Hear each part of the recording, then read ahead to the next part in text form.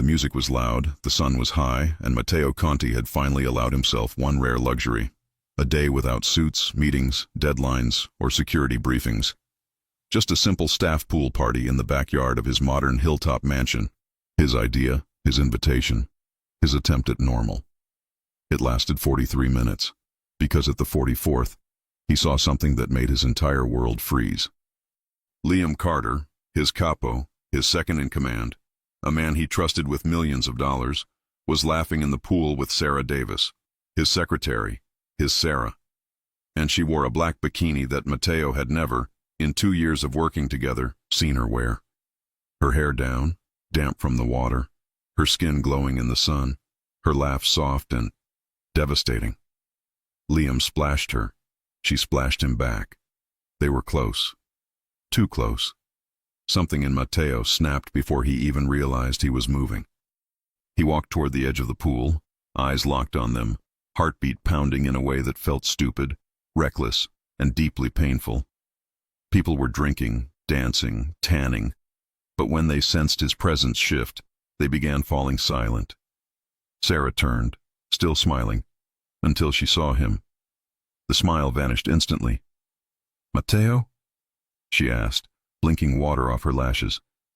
"Is everything okay?" It wasn't. Not even close. His jaw tightened, voice dropping low. "Party's over." Everything stopped. The DJ froze. Someone dropped a cocktail into the water.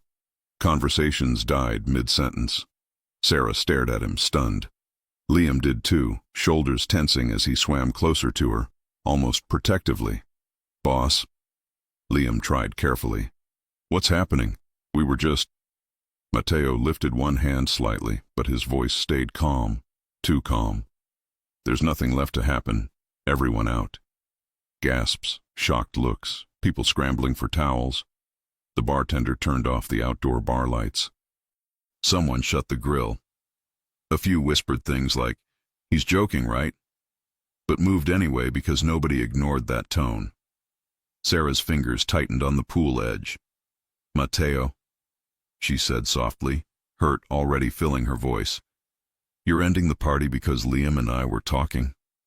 He didn't answer. His gaze traveled from her wet shoulders to her bare waist, then to Liam's hand resting a few inches from hers on the pool ledge. His stomach twisted. "I said the party is over, Sarah."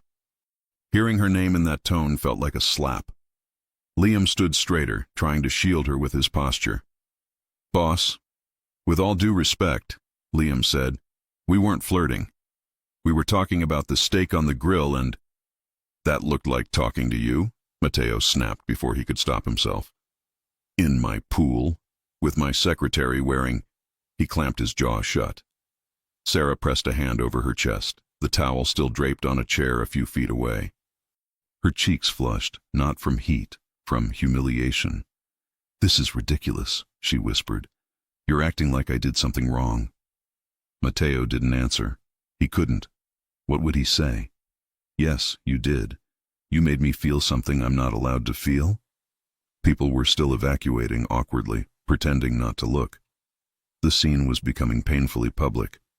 Liam pushed his hair back and spoke calmly, even though Matteo could hear frustration under the surface.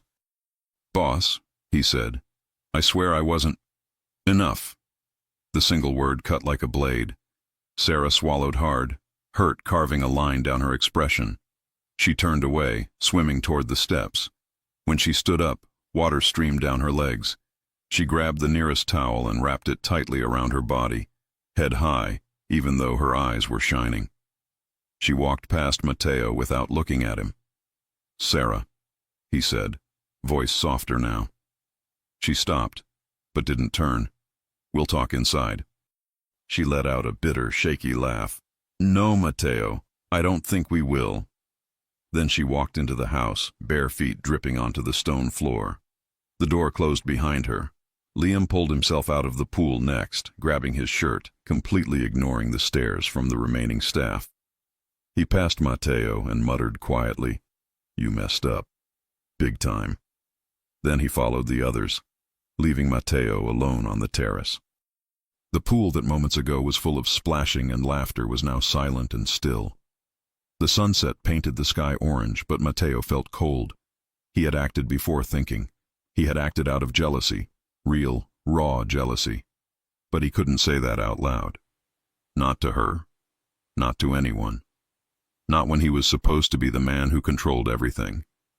Instead, he stood staring at the water, replaying the moment like a punishment. The way she laughed with Liam. The way she looked at him when he ended the party. The way she walked away without waiting for an explanation.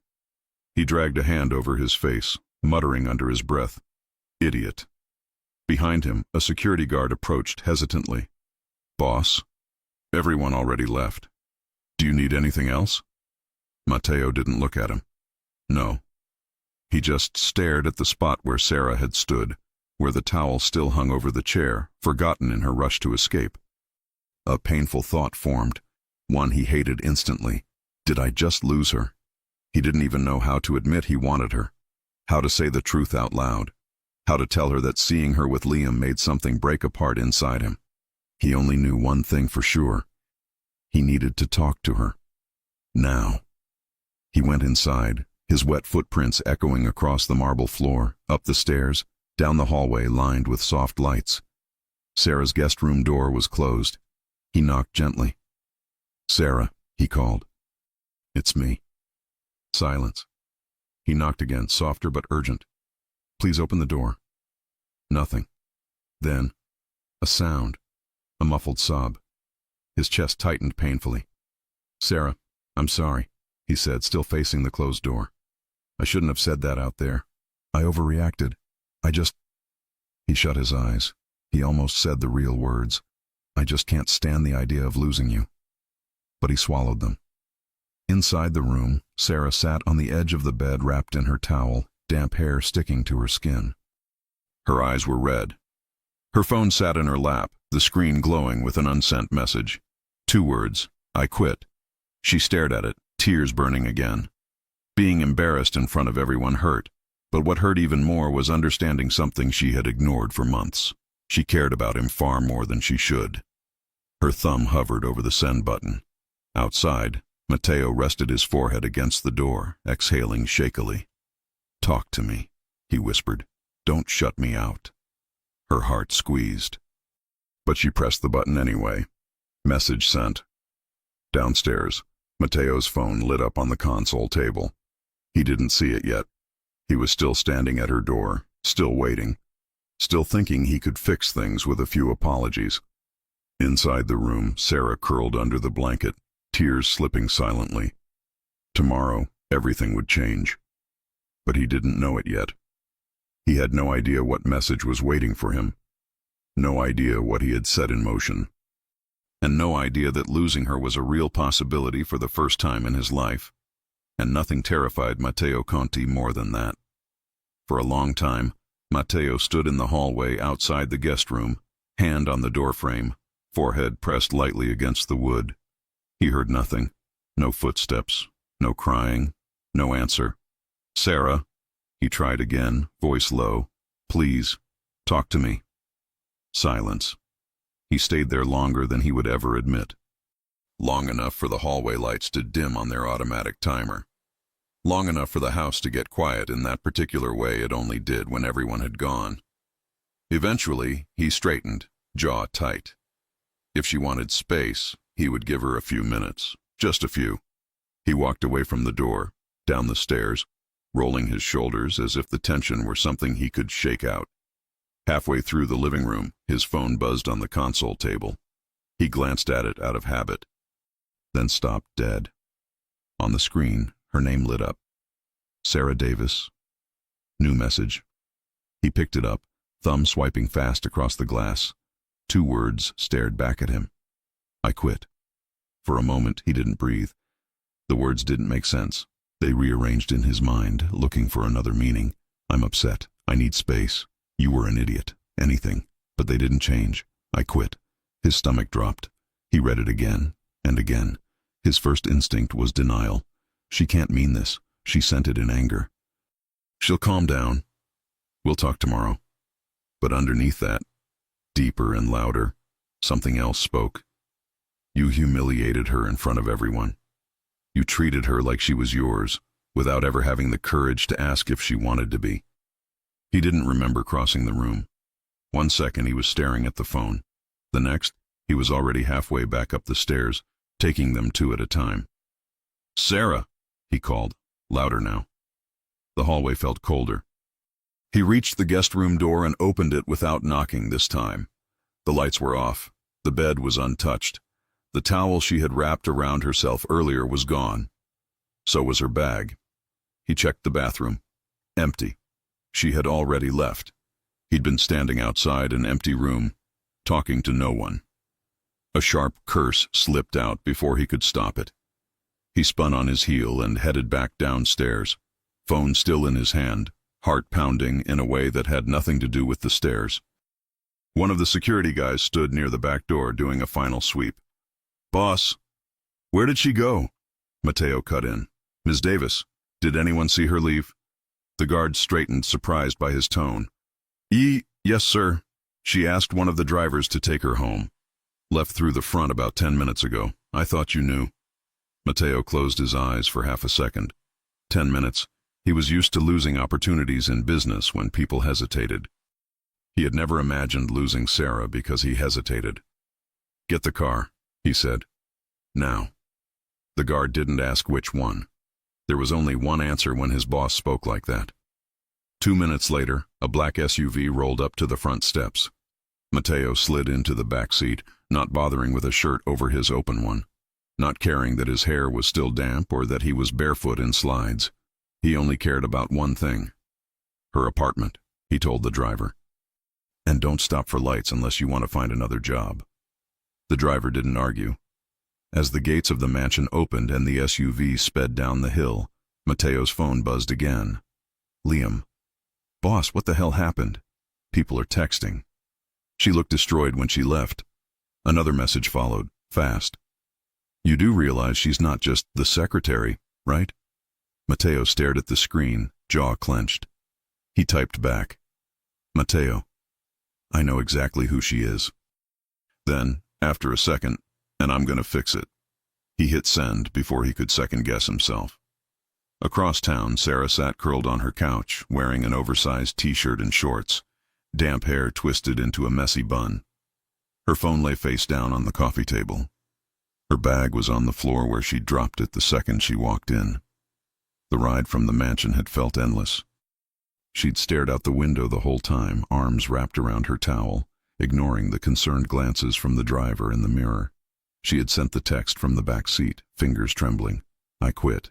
No explanation, no emojis, nothing else to soften the blow. She hadn't waited to see if he replied. She couldn't.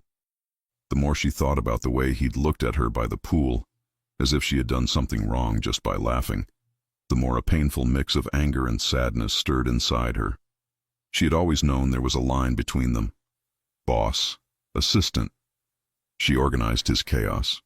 He trusted her with things he never said out loud. She was the first one to know his schedule and the last one to turn off the office lights. But today had shown her something she'd tried to ignore. He also thought he could control her. Who she talked to, how she dressed, who was allowed near her. Her throat tightened. Her phone buzzed. She glanced at it without picking it up, as if looking directly at the message would make it real. A few seconds later, her screen lit up with a name that at least didn't make her chest hurt. "Emma," she swiped to answer. "Tell me you are home and that you did not let that man make you cry in the car," Emma said by way of greeting. Sarah let out a weak laugh. "I am home," she said. "And I waited until I got here to cry. Thank you very much." "Oh, good. Very healthy. I support this timing." Sarah smiled, even as her eyes burned. "He ended the party," she said quietly, "in front of everyone, just because Liam and I were talking." "You told me that part," Emma said. "I wanted to jump through the phone and smack him, and then, Sarah sighed, "I came home and I resigned." Silence. Then Emma's voice sharper now. "You what?"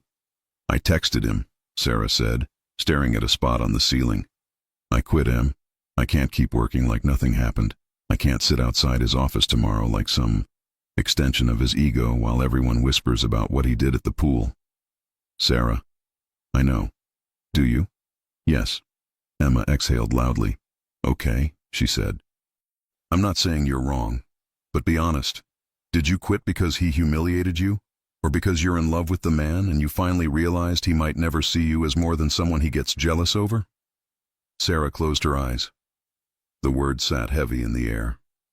Love. She didn't answer. Emma didn't push. She softened her tone instead. Do you want to see him tomorrow? Emma asked. In that office, pretending nothing happened. The thought alone made Sarah's stomach knot. No, she whispered. Then maybe quitting is not the worst idea, Emma said. At least not forever. You can think, breathe, remember who you are without him. Who am I without him?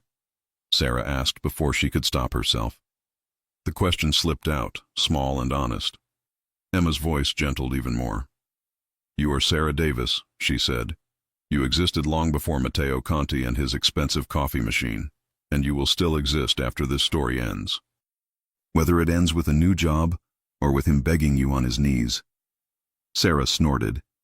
He does not beg, Emma hummed. Then maybe it's time someone makes him learn. A car horn sounded faintly through Sarah's apartment window. She frowned. I think my neighbor ordered food again, she murmured, more to herself than to her friend. Go see, Emma said. And don't overthink tonight. We talk again tomorrow, okay? Okay. I love you. Love you too. They hung up. Sarah stood, stretching her sore muscles, and walked to the window, more out of habit than curiosity. A black SUV had parked in front of her building. Her heart stuttered. No, she whispered. No, no way. She stepped back from the window as the driver's door opened. Then the back door. Matteo got out. He wasn't in a suit. His white shirt was half open, showing a glimpse of tanned chest.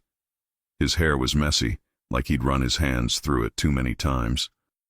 He wore simple navy swim shorts and slides. He looked completely out of place in her quiet residential street, like someone had cut him out of his world and pasted him into hers. He looked up at the building as if he could feel her eyes on him. Sarah ducked away from the window, heart racing. A second later, someone buzzed up through the intercom. She stared at it as if it had personally offended her. Of course he knows your address, she thought. You deal with his legal mail. You fill out his forms. You order his everything. The intercom buzzed again. She hesitated. If she didn't answer, he would still come up. She knew how these doors worked. He would wait for another resident, follow them in, and knock on every door if he had to. He was that kind of man, the kind who didn't stop until he got what he wanted. The question was, what did he want tonight? Her job back? Or her? She pressed the button. Yes? Her voice came out tighter than she expected. Sarah. His voice carried up, rougher than usual. It's me. As if I don't know your voice, she muttered under her breath. Out loud, she said, How did you get in the front gate? I have eyes everywhere, he said, and I am not leaving until we talk. She closed her eyes. Of course you're not, she whispered. For a moment she considered denying him entry. He was her boss. Ex-boss, she corrected herself. She had every right to set boundaries, but she also knew herself. She knew she wouldn't sleep until she heard what he had to say. With a small, resigned sigh, she pressed the button to open the main door. The lock buzzed. Matteo didn't wait.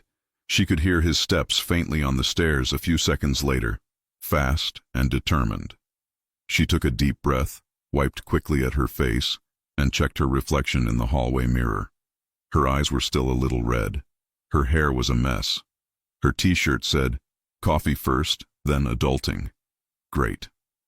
Perfect outfit for confronting the man who controlled half the city and apparently most of her emotional stability. There was a knock at her door. 3 firm, impatient taps. She walked over, fingers trembling around the handle, and opened it. Matteo filled the doorway. For a second, neither of them spoke. Up close, he looked even more undone than from the street. Damp hair, open shirt, tension all over his shoulders and jaw. His eyes swept over her, taking in the t-shirt, the bare legs, the absence of the professional clothes he was used to seeing on her. His expression shifted, something like relief, worry, and something else she didn't want to name. "Hi," she said, voice small. "Hi," he echoed, equally quiet for a moment. Then his tone changed, firm, but not cold. "We need to talk." She leaned her shoulder against the door frame, using it to keep herself steady. "Pretty sure my resignation text covered the important part," she said, trying to sound calm. "But I'm listening." He looked past her for a moment, into the small but cozy living room behind her. "Can I come in?" he asked. She hesitated. Every instinct shouted that letting him inside would be dangerous. Not physically. She never felt unsafe with him, emotionally. But she stepped aside anyway. "5 minutes," she warned. "That's all you get." He walked in, the space suddenly feeling smaller with his presence. He looked too large, too intense for her little apartment, like he belonged somewhere with marble floors and floor-to-ceiling windows, not next to her thrift store couch. She closed the door and crossed her arms, more for protection than comfort. He turned to face her. "You quit," he said, holding up his phone slightly, as if she might not remember. "Yes," she replied. "Sometimes people do that when they've had enough." His jaw tightened. "You quit over a misunderstanding." "A misunderstanding?" She let out a short, humorless laugh. "You ended an entire staff party, embarrassed me in front of everyone, and treated me like I was doing something wrong just for smiling in a bikini. What part of that did I misunderstand?" "You were with Liam," he said. "In a pool." She shot back. "At a pool party that you organized. You were laughing with him." She stared at him. "That's your problem?" she asked. "That I laughed with someone that wasn't you?" The question hung in the air. He opened his mouth, closed it again. His silence was louder than any answer. Her chest hurt. She shouldn't have asked. She already knew. "Yes," she said quietly, before he could form another excuse. "That's exactly your problem." He took a step closer. "I overreacted," he admitted finally. The words sounded like they cost him something to say. "I know I did. I saw you with him, and I didn't think. I just reacted." "Jealousy is not an excuse to humiliate me," she said. "I am not saying it is." "Then what are you saying, Mateo?" she demanded, voice shaking now. "Because from where I stand, I am just your secretary. I get your coffee, I manage your schedule, I pick up your dry cleaning. I am not your girlfriend. I'm not your wife. I'm not anything that gives you the right to act like that." His eyes flickered at the word anything. "You are not just my secretary," he said. She laughed softly, bitter. "Funny. That's exactly how it felt today." He moved closer again. She stayed where she was, refusing to back up even though her heart was doing cartwheels. "I know I hurt you," he said quietly. "I'm not blind. I saw your face. I hate that I put that expression there. But you walking away, quitting, acting like I'm just some cold boss who doesn't care. You acted like a cold boss," she cut in. "You gave an order. Everyone obeyed. And I was left standing there feeling like a problem you needed to shut down." He flinched at that. "Is that what you think you are to me?" he asked, voice dropping. "A problem?" She looked up at him, eyes glassy but steady. "I don't know what I am to you," she said. "And that's exactly why I left." The honesty in her words hit him harder than any bullet ever could. He had spent months pretending that keeping things unspoken was safer. He thought that as long as they stayed in their roles, boss and assistant, he could manage the pull he felt toward her. He'd been wrong, very wrong. "How long have you been planning to quit?" he asked, almost afraid of the answer. "I wasn't planning it," she said. "I sent the message in your car on the way home, right after watching you end a party because you didn't like seeing me near someone else.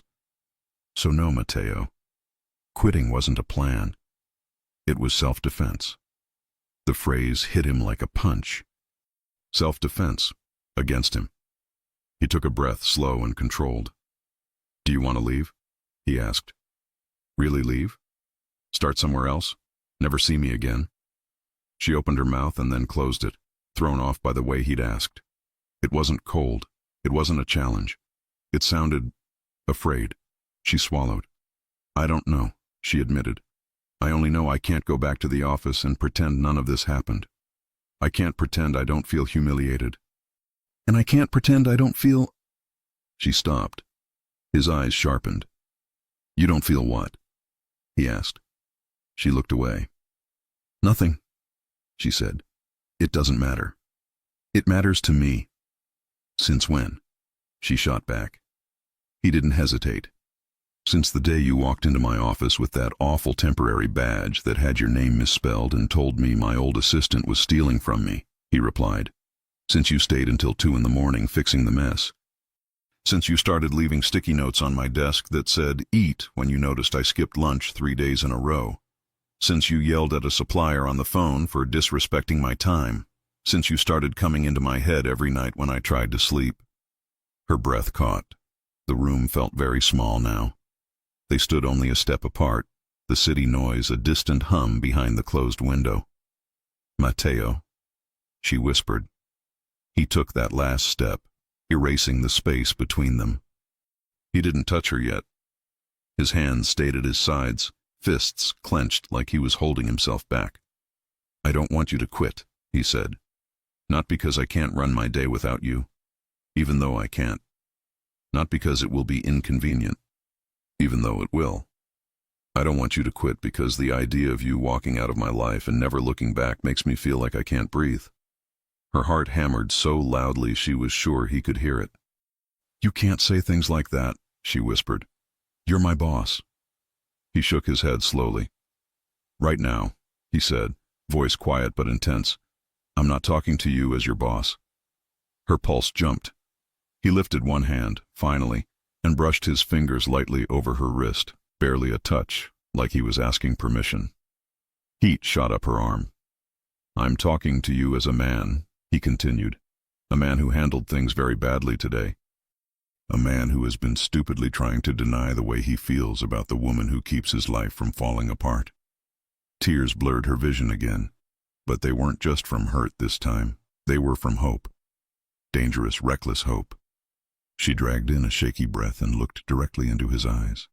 "And what exactly do you feel, Mateo?" she asked. "Jealousy? Possessiveness? Guilt because you think you scared me off?" His jaw flexed. "All of that," he admitted. "And more." Her voice dropped to almost a whisper. "More?" He nodded slowly. "But I'm not going to say that word while you're standing here believing you're just the secretary I embarrassed at a pool party," he said. "You deserve to hear it when you're ready to believe it." Her eyes searched his, trying to decide if she could trust any of this. Her brain listed every reason to be careful. He was her boss. He had power. He was used to getting what he wanted. Her heart whispered something else. He had come to her building in swim shorts and slides. He had stood on her cheap rug looking completely out of place and not caring. He had said, "I can't breathe," like a confession, not a line. She pulled her wrist back gently, breaking the fragile contact. His hand fell to his side again. "So what now?" she asked, voice soft but steady. "You show up at my door, you say all this, and tomorrow we go back to the office like nothing happened. I sit outside your glass walls and pretend I didn't hear that you can't breathe without me." "No," he said immediately. The word came out stronger than he intended. "No," he repeated, calmer. "We don't go back to how it was. We can't. You're right. I crossed a line today. But not the way you think. The line was crossed the moment I started seeing you as anything more than my assistant. Today just made it obvious." Her throat tightened again. "What are you asking me for, Mateo?" she whispered. He looked at her for a long moment, like he was choosing each word with care. "I'm asking," he said slowly, "for one chance to fix what I broke today. One chance to show you that I can treat you as more than an employee, and more than some possession I bark orders at when I'm jealous. I'm asking you not to disappear from my life overnight without letting me try." Her eyes shone. "And if I say no?" she asked. His voice softened. "Then I drive back home," he said. "I tell HR you quit. I find a way to function without you. And I spend the rest of my life wondering if I lost the only good thing I didn't buy." The simplicity of it made something in her chest crack open. He wasn't threatening her. He wasn't manipulating her. He was just honest. She hated how much that mattered. Silence settled between them again, heavy but not empty this time. Finally, she took a small step back, putting a little space between them so she could think. "Okay," she said quietly. "Here's what I know tonight. I am hurt. I am tired. And I do not trust that you know what you want from me." He listened, jaw tight, but eyes focused only on her. "But," she added, surprising even herself, "I also know that when you said you couldn't breathe at the idea of me leaving, I believed you." His shoulders dropped a fraction, like some of the tension loosened. She pointed a finger at his chest. "So here's what I'm willing to offer," she said. "I'm not taking back the resignation tonight. Tomorrow I'm not going to the office. I need time. You said you want a chance to fix it? Prove it. Not with money. Not with some promotion you can throw at me. Prove it by the way you act." He nodded once, serious. "I can do that," he said. "I'm not promising anything," she warned. "You might still end up without a secretary." He looked at her like that was the least important part of the sentence. "You're allowed to decide that," he said, "but I'm not giving up just because you sent one message." She swallowed. He moved toward the door, giving her back some air. With his hand on the handle, he paused and glanced over his shoulder. "One more thing," he added.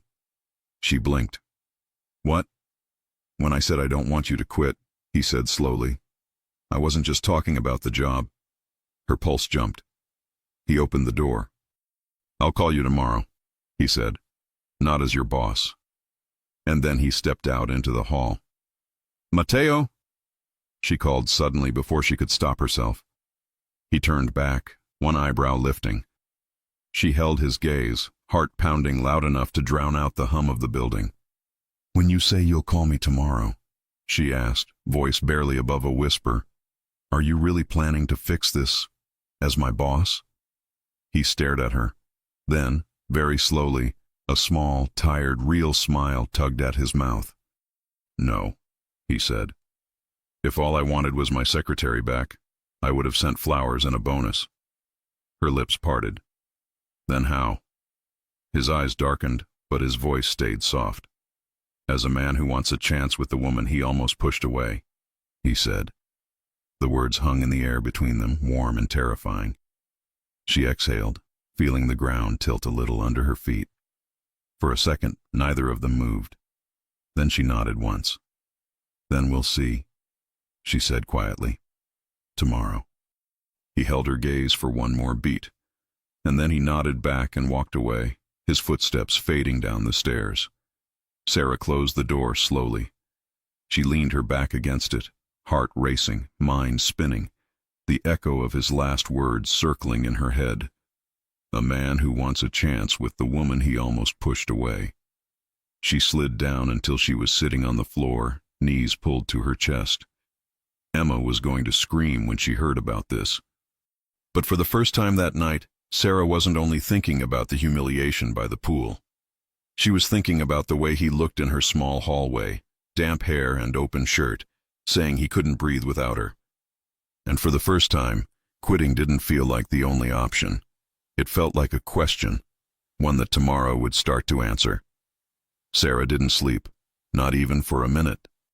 She lay in bed staring at the ceiling, Mateo's words replaying on an endless loop. "I'm not speaking as your boss. I can't breathe at the thought of losing you. A man who wants a chance with the woman he almost pushed away." Every time she closed her eyes, she saw him standing in her doorway. Damp hair, open shirt, shoulders tense with guilt and longing he could no longer deny. By 6 in the morning, she gave up trying. She made coffee, stared at the mug, didn't drink it. Paced the apartment, picked up her phone, put it down again. Her brain was chaos. Her heart, worse, For 2 years, she had convinced herself that a man like Matteo Conti didn't see her that way, that he valued her work, her efficiency, her loyalty, but not her. Not as a woman with feelings and fears and desires she buried so deep it almost hurt. But last night shattered every rule she built to protect herself. She lifted her phone. No message from him. Not yet. For someone whose entire life revolved around controlling everything, he hadn't tried to control her today.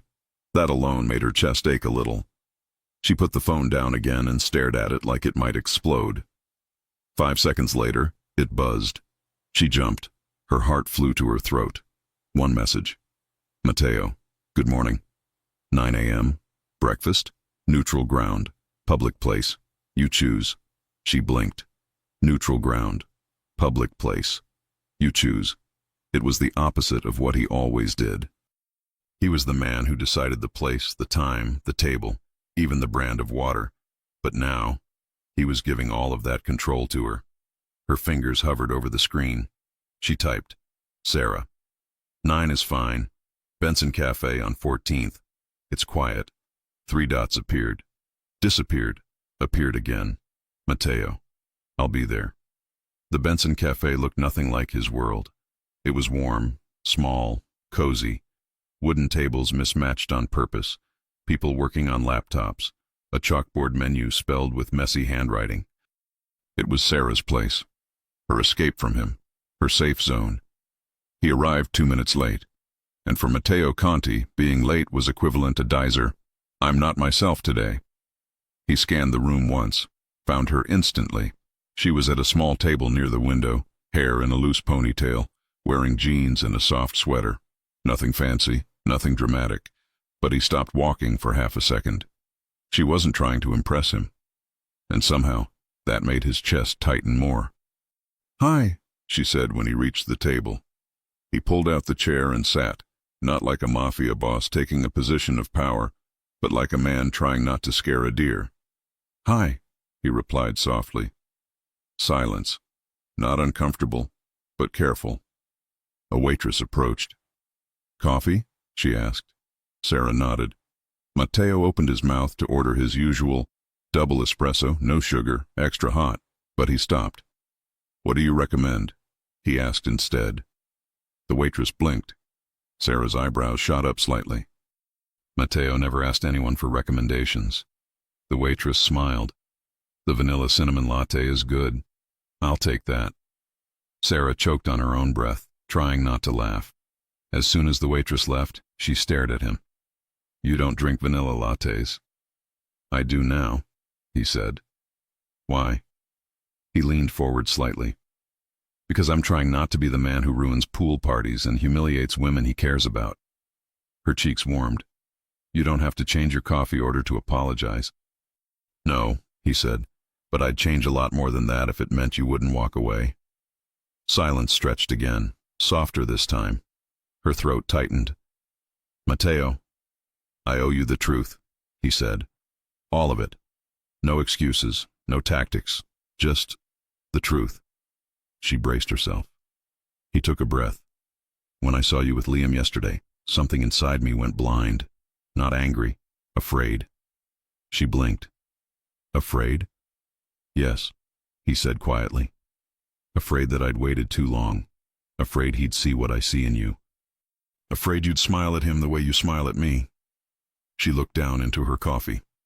I smile at everyone. No, he said, not like you smile at me. Heat spread through her chest. He continued. I ended the party because I had no idea how to handle the feeling. I've handled business wars, threats, negotiations, but the fear of losing you, that I wasn't prepared for. She bit her lip. And what exactly do you think you're losing, Matteo? Your assistant? No, he said instantly. You. Her breath caught. He leaned closer. I'm not asking you to forgive me today, or come back to work, or make any decision you're not ready for. I just need you to know, I don't want the job back. His voice softened. I want you back. A flush crept up her neck. Matteo, you can't just say things like that because you feel guilty. This isn't guilt. he said. If it were, it would have disappeared after I slept. You slept? She asked, eyebrows lifting. He held her gaze. No, he admitted. Not even a minute. Her heart flipped. She looked away, inhaling slowly. He rested his hands flat on the table. I'm not asking for everything at once, he said. Just a chance. She stayed quiet. The waitress returned, placing the drinks on the table. When she left, Matteo eyed the latte like it was a foreign artifact. He lifted it carefully, took a sip, and winced. Her first laugh of the day slipped out, soft and warm. I knew it, she said. He smiled, not the controlled corporate one, but a real, tired, honest one. I'm trying, he said. I see that. His expression softened even more. Tell me what you're thinking. She hesitated. Then, I'm thinking that what happened yesterday hurt more than I expected, she said quietly. And it hurt because I care. Too much. His entire body stilled. Her voice trembled. And that scares me, Matteo. Because if I give you a chance and you change your mind, I don't know how I recover from that. His jaw tightened. I won't change my mind. You don't know that. Yes, he said, leaning closer. I do. The intensity of his gaze made her stomach flip. I need consistency, she whispered. Not grand gestures, not apologies after jealousy. I need safety, Matteo. Emotional safety. Do you understand that? He nodded slowly. I understand it better today than I did yesterday. She swallowed hard. Okay, she said. Then here's what I'm willing to do. His shoulders tensed slightly, hope and fear battling. I'm not coming back to the office yet, she said. I need distance to think with my heart and my head. He nodded, accepting. But, she continued, I'm giving you a chance. One chance. Not as my boss. As a man trying to show me who he really is. His breath left him in a slow exhale. Sarah, I'm not ready for anything intense, she warned. I'm not ready to define us. I'm not ready for labels, but I'm ready to see what this is. He nodded again, more slowly. Then I'll follow your pace, he said. Even if it kills me. She smiled softly. It won't kill you. Not physically, he muttered. She rolled her eyes, and for the first time since the pool party, he saw a glimpse of the Sarah he adored. He sat back, shoulders finally relaxing. When can I see you again? He asked. She shrugged. I don't know yet. You're going to torture me, aren't you? A little. He chuckled under his breath. Fair. They walked out together, sunlight warming the sidewalk. Sarah wrapped her arms around herself, not from cold, but because everything felt different now. Light, unsafe, electric. Matteo held the cafe door for her, something he never did at work because he was always 10 steps ahead, mind on business, phone in hand. As she stepped outside, he spoke softly. Sarah, wait. She turned. He hesitated, and she saw it, the rare vulnerability under the surface of the man who usually controlled rooms with a look. I know you need time, he said. I'm not asking you to decide anything today. She nodded. But I need to ask you something before you go. Her pulse quickened. What is it? He stepped closer, not invading, but near enough that she could feel the warmth from his body. If I try, he said quietly, really try, to be the man you deserve, is there a chance you'll let yourself fall for me? Her breath hitched. She didn't plan her answer. Didn't overthink it. Didn't hide. Yes, she whispered. His eyes darkened. Relief, want, emotion all tangled. He stared at her like she just handed him something priceless. Good, he said softly. That's all I needed. Her heart stuttered. She turned to leave before she said something reckless. She took 3 steps. Sarah, he called softly. She turned again. He didn't touch her. He just said the words that would stay in her mind long after she left. Don't disappear on me. Her voice was barely audible. Don't give me a reason to. She walked away before he could see the smile tugging at her mouth. He watched her go. Didn't hide that he watched. Didn't pretend not to care. And for the first time in years, Matteo Conti let someone leave without knowing how the story would end, but trusting she would come back. When Matteo slid into the SUV, Liam was already calling. He answered. "Boss," Liam said, "please tell me you didn't ruin this again." Matteo leaned back, looked out the car window and exhaled.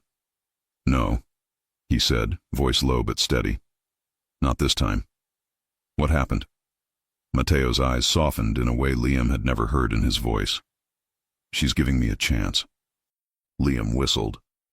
"And how are you feeling about that?" Matteo stared at the street, at the direction Sarah walked. "Terrified," he admitted. Liam laughed. Matteo didn't, because he wasn't joking. This wasn't business. This wasn't control. This wasn't strategy. This was the first time he had something to lose that money, power, and reputation couldn't protect. And he wasn't planning to lose her. Not now. Not ever. Sarah did not go to the office on Monday. The world did not end. No one died. No building exploded, but her phone did not stop lighting up. First, there was an email from HR asking if her resignation was formal or sent in an emotional context. Then a message from a coworker. "Are you okay? The pool thing was wild." Then another from someone from accounting. "Please don't quit. He's useless without you." She ignored them all. Only one name on the screen made her chest tighten. Matteo. He didn't bombard her. No calls at 7 a.m. No "where are you?" No calendar invites. Just one text at 8 a.m.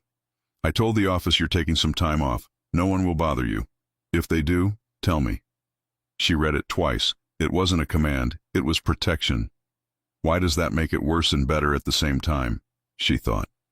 A second message came a minute later. "I hope you ate breakfast." She almost smiled. Almost. She typed back after staring at the screen for a long time. "I did. Don't worry about me." 3 dots appeared, disappeared, appeared again. Then, "That's the problem, Sarah. I do." She locked the phone and dropped it on the couch. Her heart was not ready for this level of honesty at 8 in the morning. By Tuesday, the messages had become a quiet routine. "Matteo. Good morning. Did you sleep?" Later. "If you need anything, you call me. I mean anything." She never answered right away. Sometimes she didn't answer at all. But she read every single word. Emma sat opposite her at the small kitchen table, spoon in a cereal bowl, eyebrows raised. "You know he is suffering, right?" Emma said, nodding at the phone. "That's not my responsibility," Sarah muttered, even though her stomach did a small flip. Emma shrugged. "No, but it might be fun to watch." Sarah gave her a look. Emma softened. "Okay, listen," she said. "Serious now. I like that he's not demanding you go back. He's not sending you gifts or cars or contracts. He's sending sentences."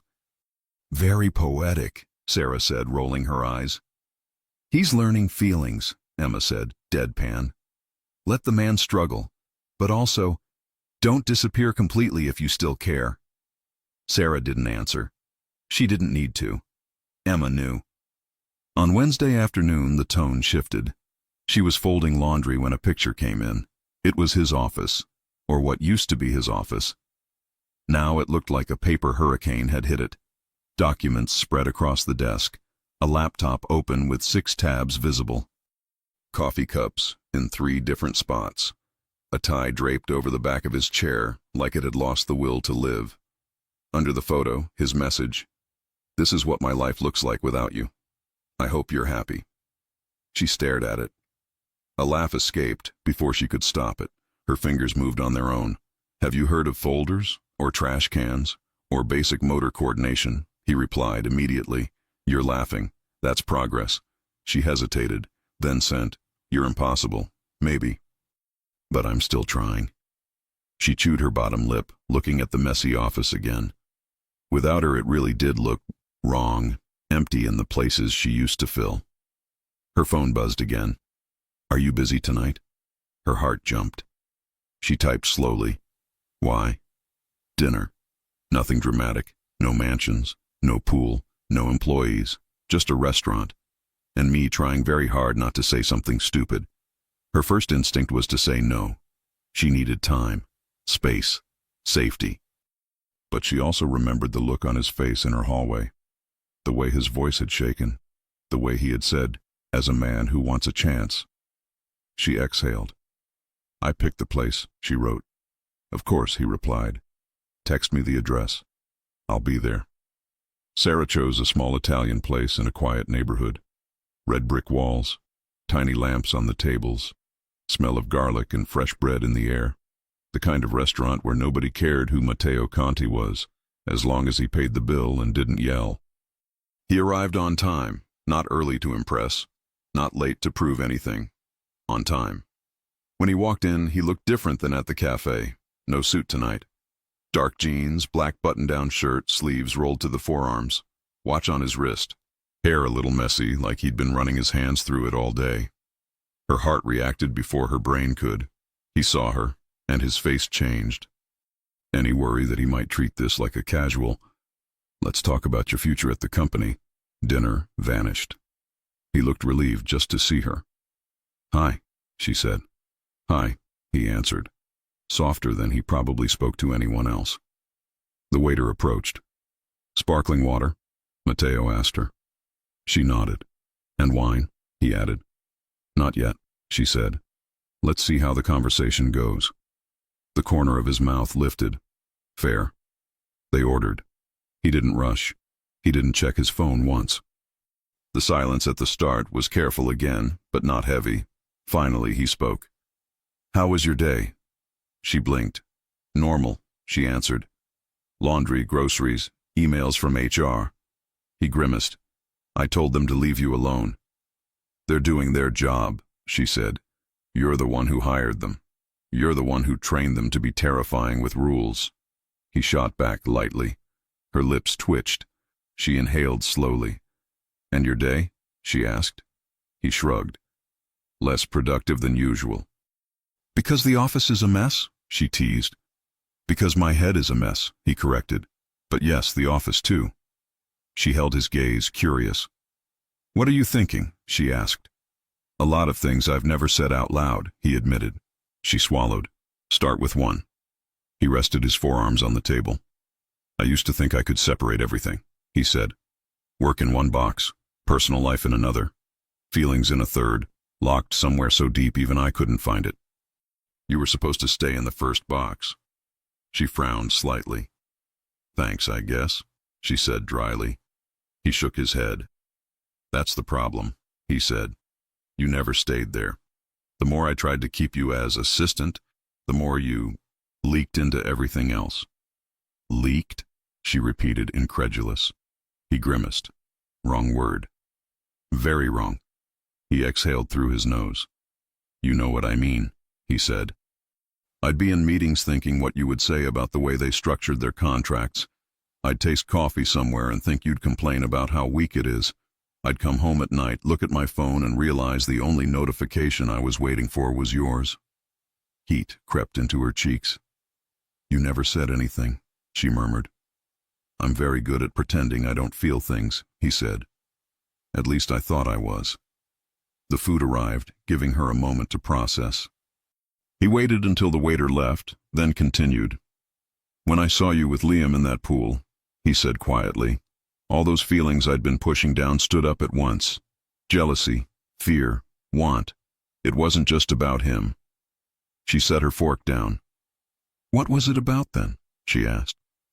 "It was about realizing," he said, "that I had pushed you into a corner of my life that was safe for me, but exhausting for you, and that someone else could walk in, make you laugh for 5 minutes, and give you what I was too coward to offer." Her throat tightened. "You think I quit because of Liam?" she asked. "I quit because of you." "I know," he said, voice low. "And I'm trying to earn the right to ask you to reconsider." She stayed quiet for a long moment. Then, "What are you really offering me, Matteo?" she asked. "Be honest. Is this about wanting me back behind your desk, or wanting me next to you when you're not sitting behind it?" "Both," he said without hesitation, "but not at any cost." If staying in that office hurts you, I don't want you there." She blinked. "So what?" she asked, half teasing, half serious. "You'll give me a job in another building just so you can say you don't date your assistant?" "If that's what it takes," he said. "I'll open an entirely new company and make you CEO if it keeps you near me on your terms." Her eyes widened. "That's not funny," she said. "I'm not joking," he replied. The way he said it sent a small shock through her. She picked up her fork again, more to have something to hold than because she was hungry. "What if this doesn't work?" she asked quietly. "Us, whatever this is. What if we try and it falls apart? I lose my job and my whatever you are." He looked at her, steady.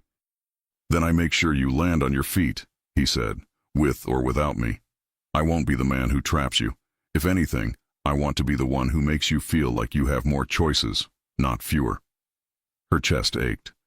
"That sounds nice," she whispered. "It's the bare minimum," he said. "You asked me for emotional safety. I've been thinking about what that means. I can't promise to be perfect. I can't promise I'll never get jealous again. But I can promise I'll never embarrass you on purpose, never punish you for living your life, and never use what I feel for you as an excuse to control you." Her eyes burned. "That's a good start," she said, voice unsteady. He watched her for a second, then smiled gently. "Eat," he said, "before you cry into your pasta." She let out a watery laugh. "I hate that you know me," she said. "No, you don't." "No, I don't," she admitted. After dinner, they walked outside together. It was cooler now. City lights glowed, cars passed, people walked dogs, checked phones, lived ordinary lives. Matteo slipped his hands into his pockets, resisting the urge to reach for her. "So," he said lightly, "on a scale from 1 to 10, how badly did I do?" "As a dinner companion?" she asked.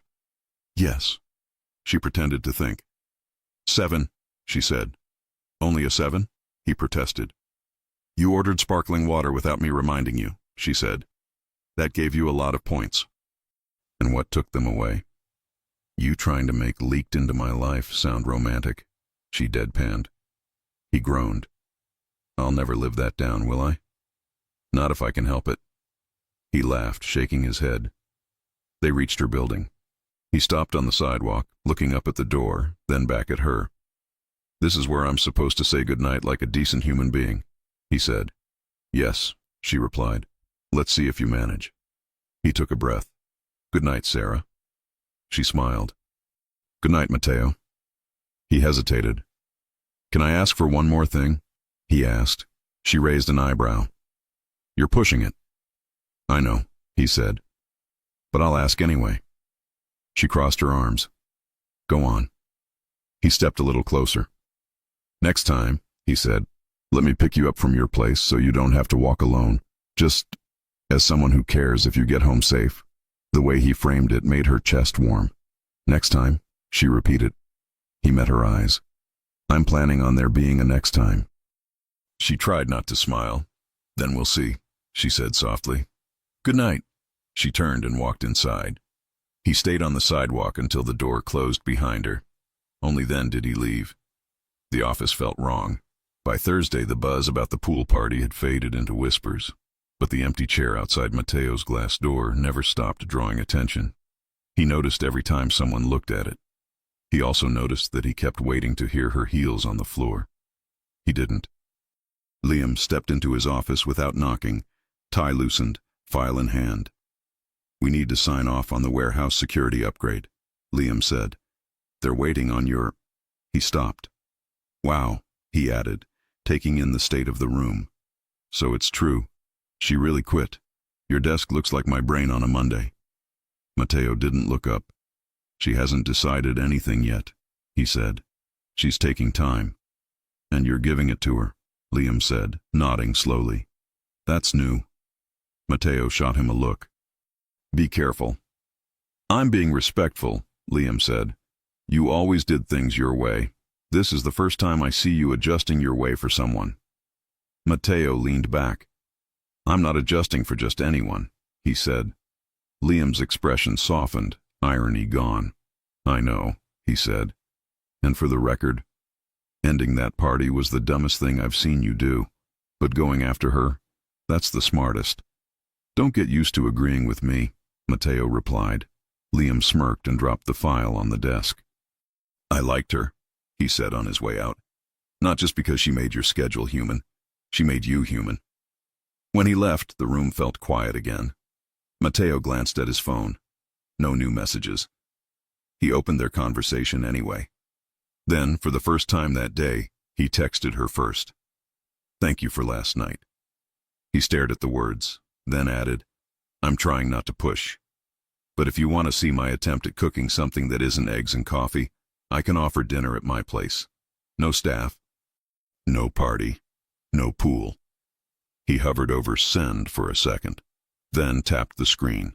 Sarah read the message while standing in line at the grocery store holding a box of cereal and a bag of coffee. Dinner at his place. The last time she was in his house, she left in tears with chlorine in her hair. She should say no. She should make him wait longer. She should... No staff, no party, no pool. She smiled despite herself. The woman at the register asked, paper or plastic? And Sarah almost answered Matteo because her brain was somewhere else. Paper, she said quickly. On the way home, she typed, You can cook? His reply came fast. Not well. That's the point. You'll get to laugh at me. It's a fair punishment. She bit back a laugh. Okay, she typed before she could change her mind. But if you burn the pasta, I'm ordering pizza. Deal, he wrote. Tonight, I'll send a car. Or do you want to drive? I'll drive. If I change my mind, I want my escape route. Fair. I'll send you the gate code anyway, just in case you decide to escape and come back. She shook her head, putting the phone down. Emma is going to pass out when she hears this, she murmured. By the time she parked in his driveway, the sun was dipping behind the hill, painting the sky in warm colors. The mansion looked different without music and people. Quieter, less intimidating. She pressed the code he had sent. The gate opened, and she walked toward the front door with her heart pounding harder than any time she had presented numbers to him in a boardroom. He opened the door before she knocked. Hi, he said. She took him in. No suit, black t-shirt, jeans, bare feet.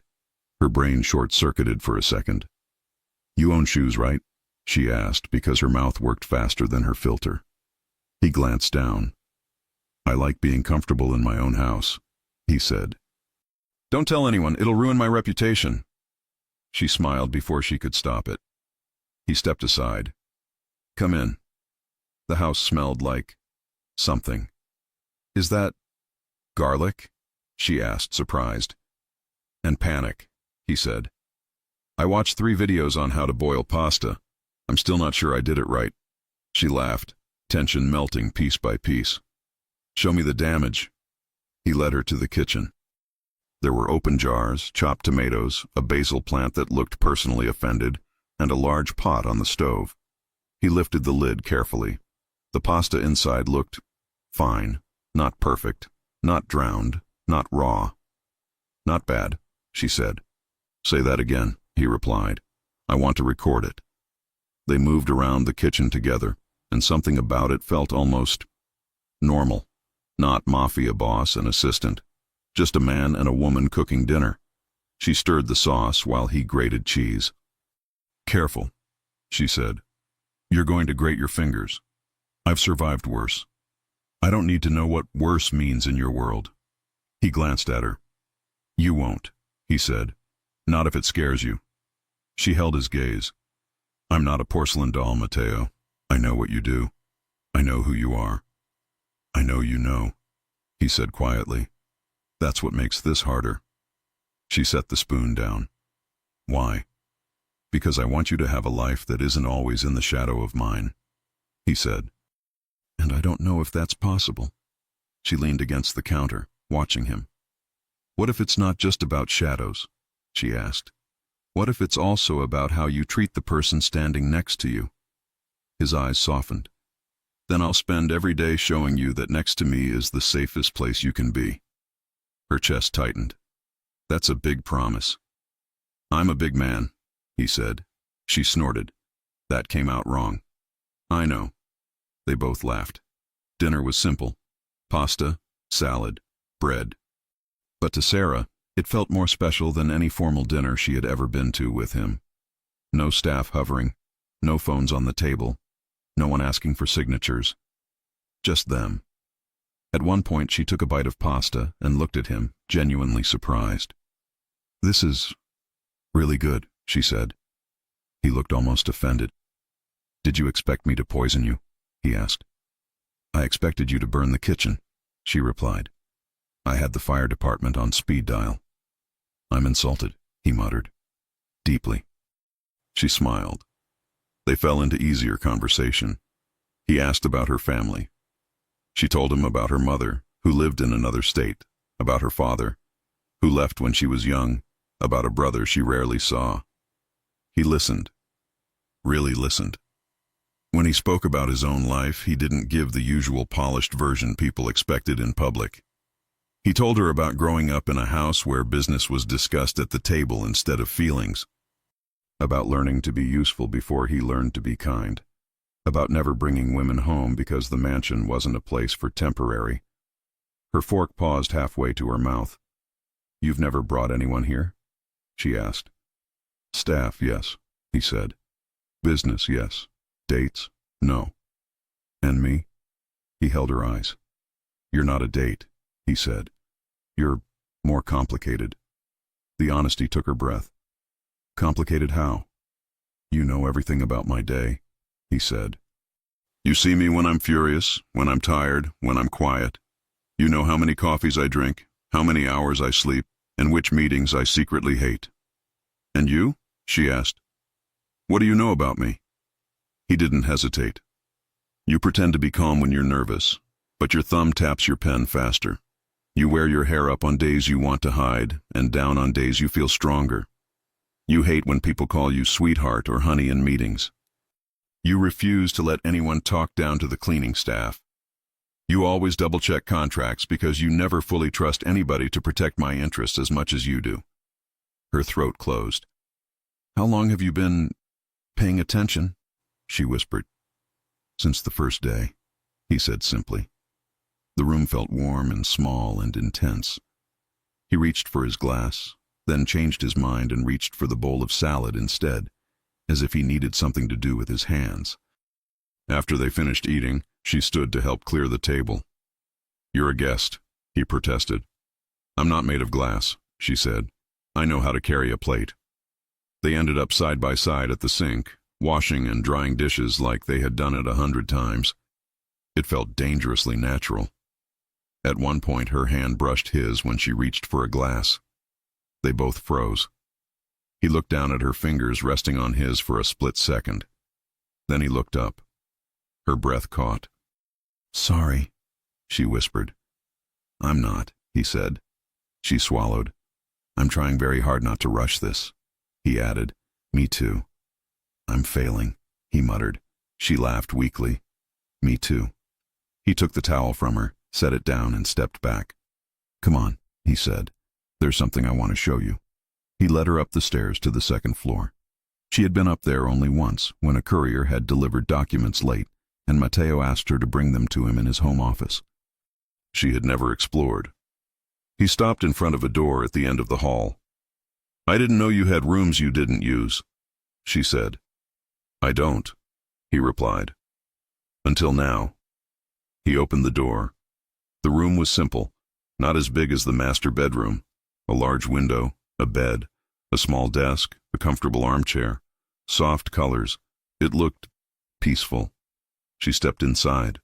"What is this?" she asked. He leaned against the door frame. "Your room," he said. Her head jerked around.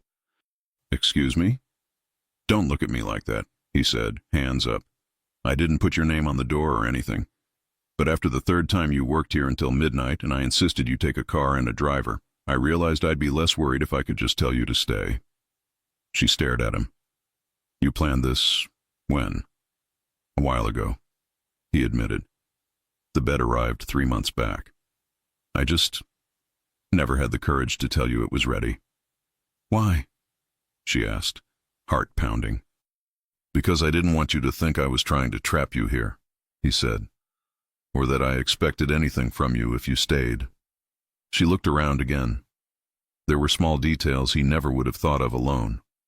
A soft throw blanket, a lamp with warm light, a stack of books on the nightstand, not just business, fiction, romance, a travel guide she once mentioned liking.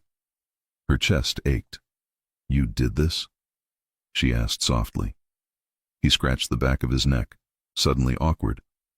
"I asked someone to help with the details," he said, "but the idea was mine. I just wanted you to know that if you ever feel too tired to go home, there's a place here that's yours. No strings, no questions." She swallowed. "Mateo," she whispered.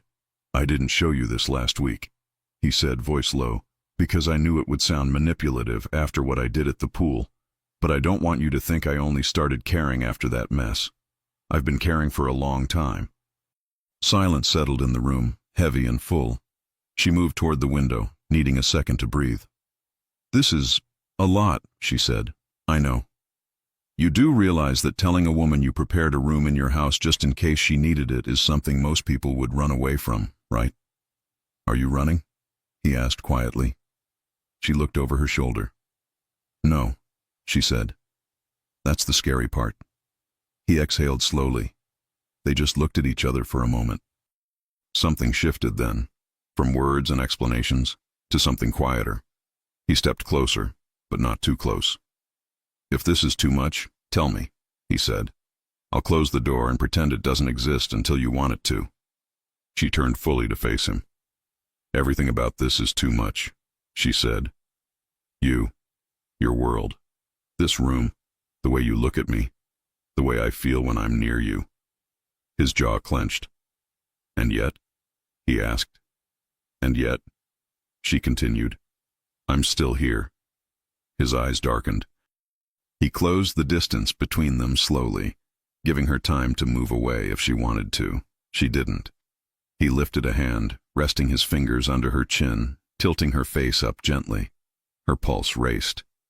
"If I kiss you," he said, voice barely above a whisper, "are you going to quit again?" A small, breathless laugh left her. "Depends on how good it is," she said, trying to lighten the moment. His mouth curved. "I'll take that risk." He leaned in. The first touch of his mouth on hers was careful. Not demanding, not hungry, testing, asking. Her hands moved on their own, gripping the front of his t-shirt to steady herself. He deepened the kiss slowly, giving her room to pull back. She didn't. The warmth of his lips, the scent of his cologne, the way he exhaled softly against her made everything else fall away. There were no staff watching, no deals waiting, no parties, no pool, just him, just her. His thumb traced her jaw, slow and reverent, as if he was trying to memorize the shape of her face. When they finally broke apart, both were breathing a little faster. He didn't let go of her. His forehead rested lightly against hers. "Sarah," he murmured, "tell me to slow down if you need me to." She swallowed. Her hands were still on his chest, feeling the steady beat of his heart under her palms. "I don't want you to slow down," she said honestly. "I just want you to be real." "I am," he said, for the first time in a long time. She looked up at him. Her next words came from somewhere deep and fragile. "Can you really do this?" she asked quietly. "Can you really love someone while still being who you are? While still being the man everyone fears? Can you love me without pulling me into everything that comes with your name?" The question hung in the room. He didn't answer right away. For once, Matteo Conti didn't have a ready response. He just held her closer, feeling the weight of what she was asking. Not a promise for tonight, a promise for everything after. She watched his eyes, waiting, wanting to believe, afraid to. And in that pause, on the edge between his world and hers, between fear and hope, between what he had been and what he could become, the night stayed open around them, waiting for his answer. He did not answer right away. Her question sat between them, heavy and real. "Can you really love someone while still being who you are? Can you love me without pulling me into everything that comes with your name?" Matteo held her, forehead against hers, feeling her breath on his lips. knowing this was one of those moments that split a life into before and after. He could lie. He could promise the kind of life he knew he could never give, or he could give her the one thing no one else ever got from him. The truth. "I can't promise you a normal life," he said quietly. "I will never be that man. My name will never be simple. There will always be people who whisper when they hear it. There will always be things I can't tell you in detail." Her fingers tightened slightly in his shirt. "But I can promise you this," he went on. "I will never ask you to be part of anything ugly. I will never put you in harm's way on purpose. I will spend every day making sure the parts of my life that touch you are calm, not chaotic." Her eyes searched his.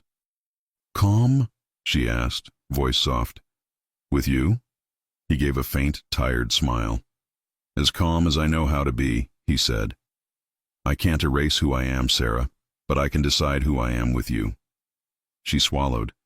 "And who is that?" she whispered. He brushed his thumb along her cheek, slow and gentle. "The man who wants to come home and tell you about his day, not hide it," he said. "The man who wants to fall asleep next to you knowing you're safe. The man who doesn't end pool parties because he's jealous, but instead walks down, takes your hand, and makes it very clear you're with him." Her lips twitched. "That would have been a better move," she murmured.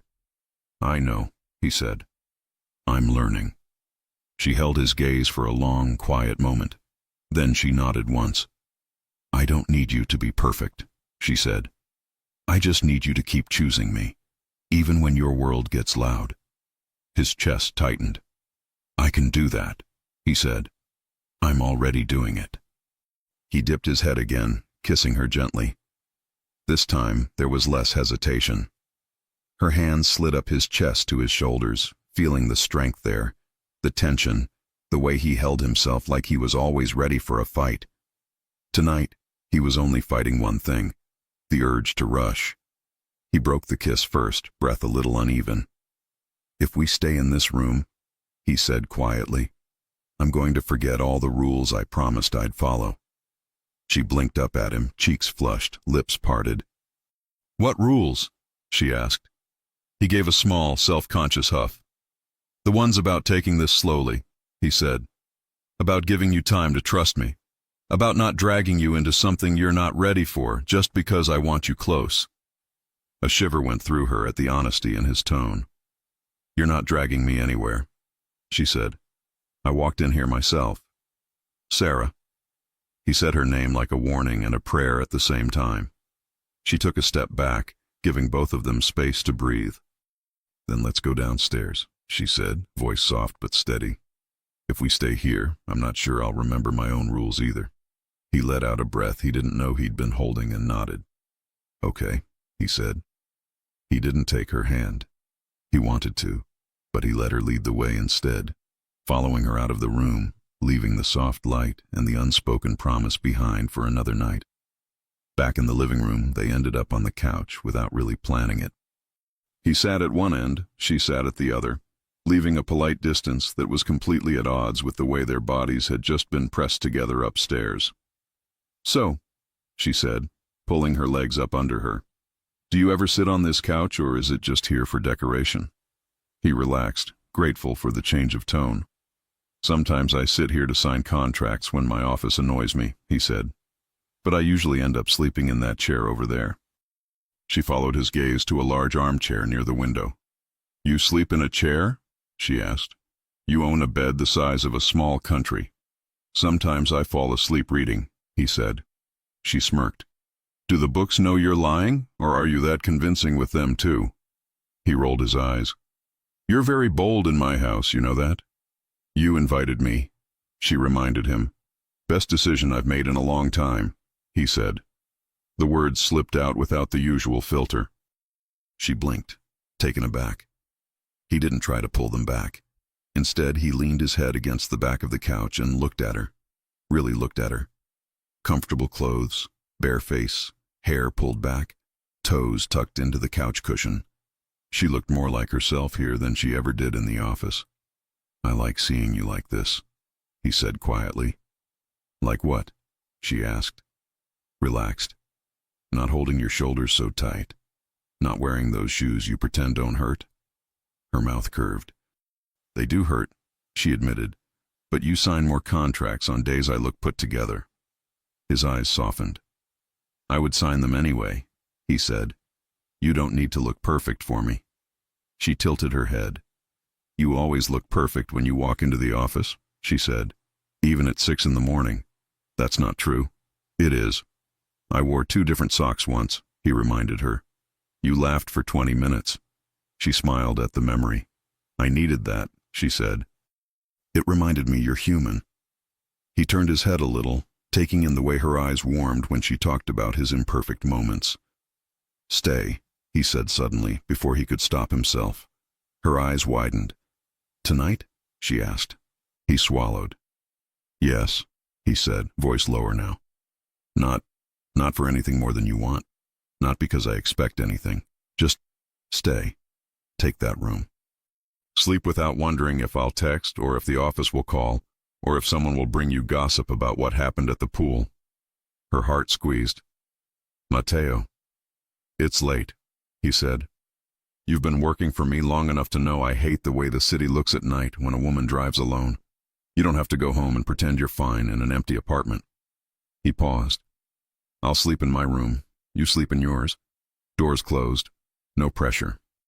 Just the knowledge that you're here, under this roof where I know you're safe. It was a lot. It was also exactly what she wanted to hear. No manipulation, no seduction. Just a man asking the woman he cared about to let him protect her in the simplest way he knew. Space. A bed. A room with her things. Her voice softened. What if I say yes? She asked. His shoulders relaxed so visibly she almost laughed. Then I will try to act normal, he said. I'll probably fail, but I'll try. She studied him. You trust yourself? She asked, teasing but serious. He held her gaze. I trust myself not to touch you without permission, he said. I don't trust myself not to walk down that hallway 3 times, pretending I need water just so I know you're really there. He was only half joking. She smiled, heart warm. Okay, she said. He blinked. Okay? I'll stay, she said. Just tonight, just to see how it feels. His eyes softened so much it almost hurt to look at him. Thank you, he said quietly. You don't have to thank me. Yes, I do. Later, in the room he had shown her, Sarah stood alone, holding one of the soft t-shirts he'd had placed in the dresser, just in case. It was plain, comfortable, new, her size somehow. She slipped it on, feeling a strange mix of comfort and weight. This wasn't just a guest room, it was a decision, an invisible line she had crossed by staying. She brushed her fingers over the spines of the books on the nightstand. Titles she recognized, titles she had once mentioned in passing. A story about a woman who left everything behind, a story about a man learning to be vulnerable. He really had been paying attention. She lay down on the bed and stared at the ceiling. For the first few minutes she heard every sound, a door closing somewhere down the hall. Footsteps. Silence. More footsteps. She smiled to herself. He really was walking back and forth, just like he had joked. She rolled to her side, clutching the blanket. She wasn't afraid. She thought she would be, but she wasn't. She felt held. Even with the door closed and the lights off, she felt like someone was watching over her. The thought scared her and soothed her at the same time. In his own room, Mateo lay on his back, staring at the ceiling in the dark. He could see the hallway in his mind, the door to her room down the hall. He had never been this aware of a door in his own house. He wanted to go knock, not to pull her into his bed, not to push anything further, just to hear her voice one more time. He stayed where he was. You said you would respect her pace, he reminded himself. You don't win her trust by acting like you own her time. He exhaled. For a man who was used to taking what he wanted, learning to wait felt like a new kind of discipline. But the picture of her standing in that room, looking at the bed, touching the books, stayed with him. She had stayed. That was enough. He closed his eyes. For the first time in a long time, he fell asleep thinking not of numbers, deals, or threats, but of a woman in a room just down the hall who had asked if he could love her without pulling her into the darkness, and had still said okay when he asked her to stay. Morning sunlight spilled into the room when Sarah opened her eyes. For a second, she forgot where she was. The sheets were too soft, the window too big, the silence too deep. Then she remembered. His house, her room, last night. Her heart fluttered. A part of her expected a knock on the door. None came. She got up, washed her face, and pulled on the clothes she'd brought in a small overnight bag just in case she changed her mind about staying. When she opened the door, she smelled coffee. Real coffee. The good kind he had delivered to the office but never shared with anyone except her on the worst days. She followed the smell downstairs. He was in the kitchen, back to her, tanned forearms visible, a simple gray t-shirt stretched across his shoulders. He turned at the sound of her steps. For a heartbeat, they just looked at each other. "Good morning," he said softly. "Good morning," she replied. He held up a mug. "I didn't know if you'd want to sleep in," he said. "So I didn't knock. But I made coffee." She stepped closer. "You didn't walk past my door 3 times?" she asked, teasing. He lifted one shoulder, a hint of a smile on his lips. "I said I wouldn't knock," he said. "I didn't say I wouldn't walk past." She laughed. He handed her the mug. Their fingers brushed. A small spark shot up her arm. "Thank you," she said. They drank in comfortable silence. No rush, no schedule, no calls. Eventually, he cleared his throat. "I have a question," he said. She tensed slightly. "Is this a scary question?" she asked. "A little," he admitted. "Okay," she said. "Ask." He braced his hands on the counter as if anchoring himself. "Do you regret staying?" he asked. Her chest squeezed. "No," she said honestly. Some of the tension left his shoulders. "Good," he said, "because I haven't felt this calm waking up in years." "You woke up calm?" she asked, amused. "You checked your phone 3 times while we were drinking coffee." He grimaced. "Calmer," he corrected. "Not cured." She smiled. Her phone buzzed on the counter. She frowned. "I forgot I left it here," she said, picking it up. One new email notification. She tapped the screen, expecting another message from HR. It wasn't. It was from a company she had interviewed with months ago, before she decided to fully commit to working with Mateo. At the time, it had been a just-in-case application. She had almost forgotten about it. Subject line, "Formal offer, Executive Operations Coordinator position." Her stomach dipped. She opened it. The message was clear and kind. They had been impressed with her resume. A position had opened up. They wanted her. Good salary, benefits, a clean corporate environment, regular hours, no secrets, no mafia boss who could end a party with 3 words. She felt Mateo's eyes on her before he spoke. "Bad news?" he asked quietly. She forced her expression to stay neutral. "Not exactly," she said. He studied her. "Then what is it?" he asked. She locked the screen, heart pounding a little faster. "Nothing urgent," she answered. "We can talk about it later." He nodded slowly, but something in his face had shifted. She had always been honest with him. The hesitation was new. He didn't push. But as she lifted the mug to her lips again, the warmth of the coffee didn't quite reach the knot in her stomach. Because now, for the first time, she had something she hadn't had before. A different future. A path without him. A life where her heart wasn't on the line every second. And as she stood in his kitchen, wearing clothes she'd brought just in case, drinking coffee he made because he couldn't stand the idea of her waking up alone in his house, she realized she was going to have to choose. Not today. Not this minute. But soon. He watched her with quiet intensity, feeling a shift he could not yet name. He didn't know about the email. He didn't know she had 1 foot in his world and 1 foot somewhere else now. He only knew one thing. He wasn't planning to lose her without a fight, And for the first time, that fight wasn't with anyone outside his walls. It was with the woman drinking coffee across from him, and the life she might decide she wanted without him. Sarah didn't tell him about the email. Not that morning. Not while she was standing in his kitchen, wearing yesterday's jeans, hair still a little messy from sleep, a mug of expensive coffee in her hands, and his eyes on her like she was the only thing holding his world in place. She locked the screen, slid the phone onto the counter, and tried to smile like nothing had shifted. "Do you have meetings today?" she asked, voice as casual as she could manage. "Too many," Matteo said, finishing his coffee.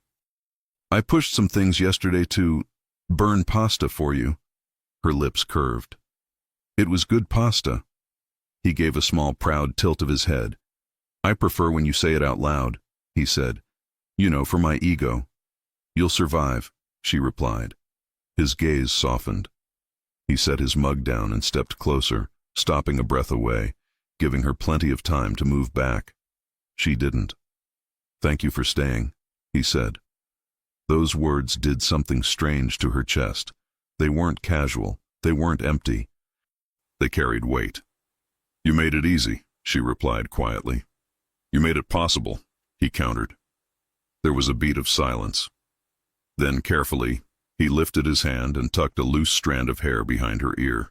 His fingers lingered for half a second longer than necessary. "Do you need a ride home?" he asked.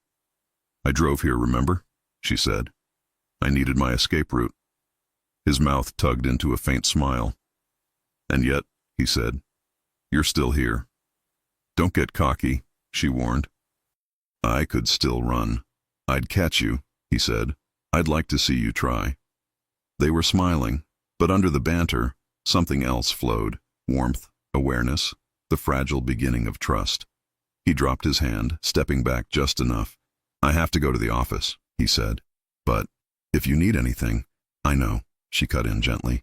"You're 2 phone calls, 3 armed guards, and a helicopter away." He gave a short laugh. "I was going to say, a text away," he said. "But yes, those 2. She rolled her eyes. "I'll be fine." He hesitated. "Will you go home?" he asked. "Or home," she said. "I need to think and do regular things, laundry, dishes, question all my life choices." His jaw tightened at that last part, but he didn't argue. "Text me when you get there," he said, "just so I know you're safe." "I will." He walked her to the door. It felt different than any time she had left before. This wasn't her boss seeing out his assistant. This was a man watching a woman he cared about leave and wanting very badly to ask her to stay, and not doing it. At the door, she turned. "Matteo?" "Yeah?" She hesitated, then rose on her toes and pressed a soft kiss to his cheek. His eyes closed for the briefest moment. "Thank you for last night," she said. "For everything." He swallowed. "Thank you for not disappearing," he answered. Her chest squeezed. "I haven't decided anything yet," she warned. He nodded once. "I know," he said. "But you're still here. That's enough for me today." She nodded, stepped back, and walked out. He watched her go until the door shut. Only then did he let himself exhale. On the drive home, the email kept glowing in her mind like a neon sign. Formal offer, executive operations coordinator position, clean company, normal people, regular paychecks, HR that didn't need to hide anything, no late-night calls from a man whose name drew respect and fear in the same breath. No pool parties that ended with her wordless resignation, no kisses in guest rooms that made her question every plan she'd ever had. Her phone buzzed when she parked in front of her building. A message from him. "Let me know when you're inside." She smiled despite the knot in her chest. "I'm home," she typed. "Alive, not kidnapped." His answer was instant. "Good. I only allow myself to breathe when I know that." She stared at the words, then closed her phone and finally opened the email again. "Okay," Emma said, lying belly down on Sarah's couch an hour later, chin on her hands. "On one side we have safe job, normal boss, normal hours, health insurance, office parties where the wildest thing that happens is someone singing badly on karaoke. And on the other side? Sarah asked, curled in the armchair, scrolling silently through the offer again. On the other side, Emma continued, counting on her fingers, we have the man you clearly love, who makes pasta for you in his mansion, gives you your own bedroom, and looks at you like you're more important than his entire empire. Sarah tried not to flinch at the word love. I never said. Oh, please, Emma said. I'd believe you more if you said you're moving to the moon than if you said you don't love him at this point. Sarah groaned, covering her face with one hand. This job is a good offer, she said from behind her fingers. Really good. I applied months ago and honestly thought they had forgotten me. It's stable, it's clean, it's normal. Emma was quiet for a beat. Then, do you want normal? She asked softly. Sarah lowered her hand. I want peace, she said. I'm tired of always being on alert, of wondering what kind of mess will walk through his door next, of feeling like the only person who can hold his world together. And, Emma pressed. And I'm tired of my happiness depending so much on whether or not he looks at me, Sarah whispered. Emma's expression softened. Do you think the new job would fix that? She asked. Because your heart isn't a switch, Sar. You don't quit a man like Matteo and magically stop caring. I know, Sarah said, but maybe distance would help. New people, new routine, new everything. And Matteo? Sarah's throat tightened. Matteo is more than I planned for, she said. He's more than I know how to handle. Does he make you feel safe? Emma asked quietly. Sarah thought about waking up in that soft bed, the smell of coffee drifting under the door, about hearing his footsteps pacing the hallway like he physically couldn't stop checking she was still close, about the way he had said, I will never use what I feel for you as an excuse to control you. Yes, she said, most of the time. And does he make you feel loved? Sarah opened her mouth, closed it. He hasn't said the word, she admitted. But, yeah, in his own intense, slightly terrifying way he does. Emma nodded slowly. Then don't accept or reject the offer for the wrong reasons, she said. Don't say yes to them just because you're afraid he'll hurt you. And don't say no just because you're afraid to leave him. Sarah let the words sink in. So what do I do? She asked. Talk to him, Emma said simply. Tell him. Let him react. If he tries to trap you or guilt you, run. But if he actually loves you like he says, let him prove it. Sarah stared at the email subject line again. Formal offer. It felt like more than a job. It felt like a fork in the road. I'll tell him, she said finally. Good, Emma replied. And if he messes this up, I'll personally go there and throw the man into his own pool. Sarah laughed weakly. I'd pay to see that. Matteo didn't hear about the offer that day. He felt something off when she replied to his home text with a vague, just thinking about stuff. But he didn't push. He spent the day in meetings that felt blurrier than usual. Numbers, contracts, faces, all dull compared to the memory of her sitting on his kitchen counter, ankles crossed, teasing him about his coffee addiction. By late afternoon, he was staring at the empty chair outside his office again when Liam walked in without knocking, as usual. You have that look, Liam said, dropping into the chair opposite his desk. What look? Matteo asked. The someone has my heart and I don't know what to do with my hands look, Liam said. Very on brand for you this week. Matteo glared half-heartedly. Aren't you supposed to be yelling at people at the warehouse? He asked. I took a break to check if you've cried yet, Liam said. Should I come back later? Get out. Liam stretched his legs out instead. How's Sarah? He asked, tone actually serious now. She stayed last night, Matteo said before he could stop himself. Liam's eyebrows shot up. Oh? In the guest room, Matteo clarified. I cooked dinner. We talked. And nothing else, Matteo said. We're taking it slow. Liam whistled. Who are you and what have you done with my boss? He asked. Matteo ignored that. She hasn't decided if she's coming back to the office, he said, fingers drumming lightly on the desk. I told her I don't care about the job if she doesn't want it.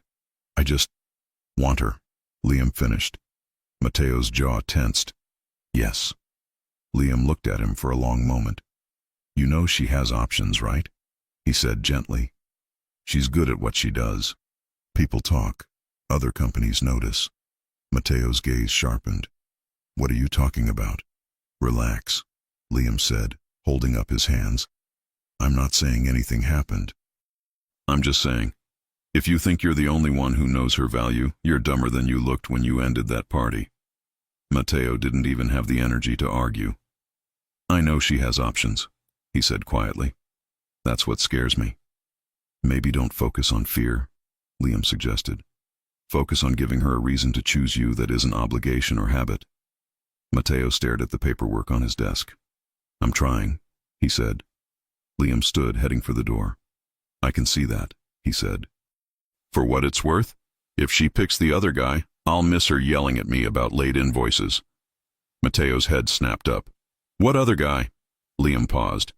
That was hypothetical, he said quickly. Don't kill me. I'm leaving now. He slipped out before Mateo could throw something at him. Left alone, Mateo leaned back in his chair. If she picks the other guy? The thought crawled under his skin and refused to leave. He pulled out his phone. His thumb hovered over her name. Then he typed, Can I see you tonight? No pressure. Just want to know how your thinking is going. He hit send before he could talk himself out of it. Her reply came a minute later. I can meet you, somewhere that's not your house or the office. You choose, he wrote. The park near my building. 7 p.m. I'll be there. The park was quiet at that hour. Soft golden light through the trees. Kids being dragged home by parents. Dogs finishing their last zoomies of the day. Sarah arrived first, sitting on a bench near the small lake, hands tucked into the pockets of her jacket, even though the air was only a little cool. Mateo spotted her from a distance. Not in a suit, no security detail hovering behind him. Just a man in dark jeans, a black sweater, and the look of someone who had thought about every word he was about to say and still felt unprepared. He sat beside her, leaving a small space between them. Hi, he said. Hi.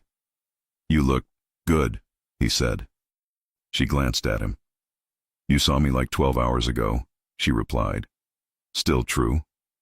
The corner of her mouth lifted. They watched a dog chasing a stick into the water for a moment. He spoke first. I've been thinking about your question, he said. About whether I can love you without pulling you into everything that comes with my name. She swallowed. And? She asked. And I realized something, he said.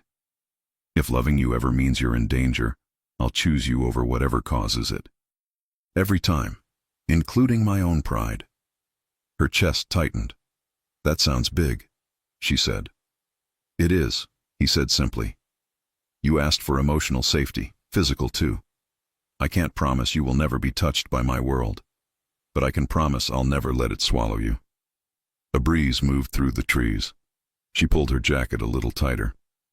There's something I need to tell you, she said. His heart rate picked up.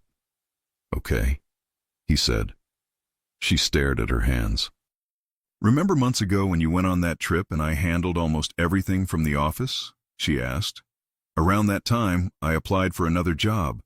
I didn't think I'd get it. It was more of a, let me see if anyone else sees my value thing.